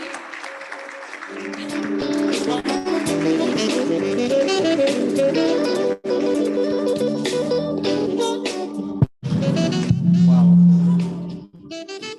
Thank you. You may sit. Wow, what a privilege. I thought I was going to miss the Confab. Was it yesterday? Yeah, it was late yesterday. I got a wind that our father and our president was going to meet in Vietnamese, and he called for some of us to join him. When your father sends for you, you have no choice but to. Yeah, so we did administration this morning, and immediately I had to come down here to join us. I want to believe that you had a nice time. Yeah, this is the first of its kind in Abuja, and I assure you, those of us that are part of this maiden edition in Abuja, you will testify of what you have learned from this meeting. You will testify. And I will trust that subsequent editions, as we go, God keeps us alive, will get better and better and better. I'll leave you with this counsel. The scripture says, be not just hearers only, but doers. I'm a living testimony of doings. And I'm a lifelong learner. That's why I was looking forward to this meeting, but somehow I'm going to go back to the recordings and listen to them. So please, whatever you have gotten from here, whether it's an insight, a prop in your spirit, go and put it to work. Go and put it to work. And when we converge again, I want to believe that we're going to have testimonials. You'll be among those that will help encourage others with your testimonies. So whatever you have picked from this conference, go back and start putting it to action. And you're going to see amazing results that will come from it. I want to thank all of you that came in this hot afternoon. You're still here. I want to thank you. Thank you so much for taking our time to come. And to Mr. Kuyejo, I want to say a big thank you. This is, we have started a journey, and I tell you, there are many, I know in my spirit that there's so much to be bettered from this initiative. I want to thank you, Adebola. I want to thank you for also taking time to come. And our chief organizer, Bisola, thank you so much. Mr. Smith is gone, so I would also please extend my greetings to him. Thank you so much, everyone. And I wish you all, as you go back to your various destinations, I wish you all a safe trip. Thank you. Thank you. Thank you. you so much, sir. What we have left for tonight is the connect and click. If in the course of this program or in the course of this conference, you would like to connect with God or just have any feedback with respect to the event, that is the link for the connect and click. And then you can always reach out. We'll be happy to receive your feedback and just maintain contact with you in the course of the program. We still have a series of other programs that we run, and that's just a chance to connect with each and every one of us. And I think that now that we have done that, we can rise up for the closing prayer. Thank you so much, everybody, for being here. And like Pastor Stanley said, a big thank you to Dominion City. This would not have really happened without their support, and they really gave their 100% to making this happen. So we're really grateful to everybody. Thank you so much. And Father, Lord, we thank you. We give you glory. We thank you for a good time in your presence. We thank you for this conference. We thank you for all the words that we have heard. We thank you because they are seeds that have been sown in us, and we trust that they will yield 100 folds and 1,000 and 1,000 folds in the name of Jesus. Heavenly Father, we pray that these words will grow, and we will not just have them like leaves, but they will produce fruit in our lives in the name of Jesus. Heavenly Father, for each and every person who is present here today, Lord, I pray, oh Lord, that you would cause us to be champions in our various endeavors in the mighty name of Jesus. Thank you, Lord, because you have heard us. In Jesus' name we pray. Just before you leave, everybody come up stage. Let's take a picture and make sure you meet somebody. It's your wrong if you don't meet somebody before you leave here, but before you start that meeting. So we all come up stage and take a picture because we're going to be the champions, yeah?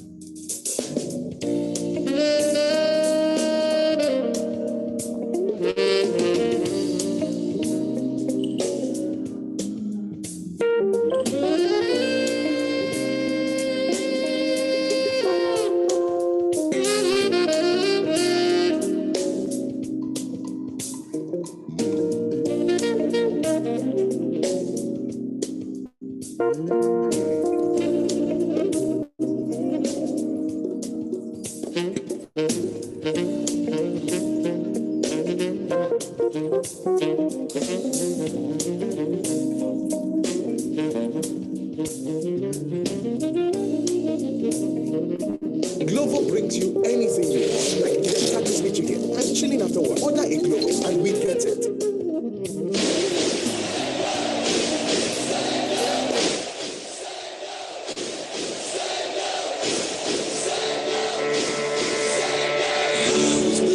To be the best, number one and nothing less. Lead me to my destiny. I have waited patiently. I have vision, oh I believe. I know I can count on me. So stand up for the champions, for the champions. Stand up, stand up, stand up. For the champions, for the champions, stand up. For the champions, for the champions, stand up. Stand up, stand up. For the champions, stand up.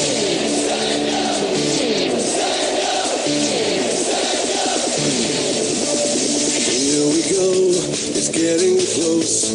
Now it's just who wants it most. It's just life, that's how it is. Cause we have our strengths and weaknesses. Oh, I have vision, can't you see? I'm on the move, make way for me. So stand up for the champions, for the champions. Stand up, stand up, stand up. For the champions, for the champions. Stand up for the champions, for the champions. Stand up, stand up, stand up for the champions, for the champions. Stand up.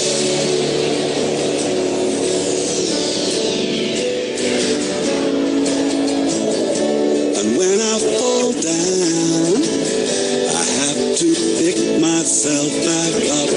And when I fall down, I have to pick myself back up. And when I fall down, I have to pick myself back up. And when I fall down, I have to pick myself up. Stand up for the champions, for the champions. Stand up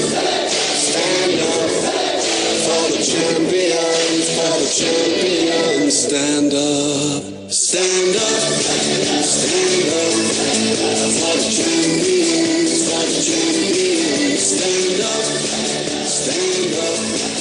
for the champions, for the champions. Stand up for the champions, for the champions. Stand up for the champions, for the champions. Stand up.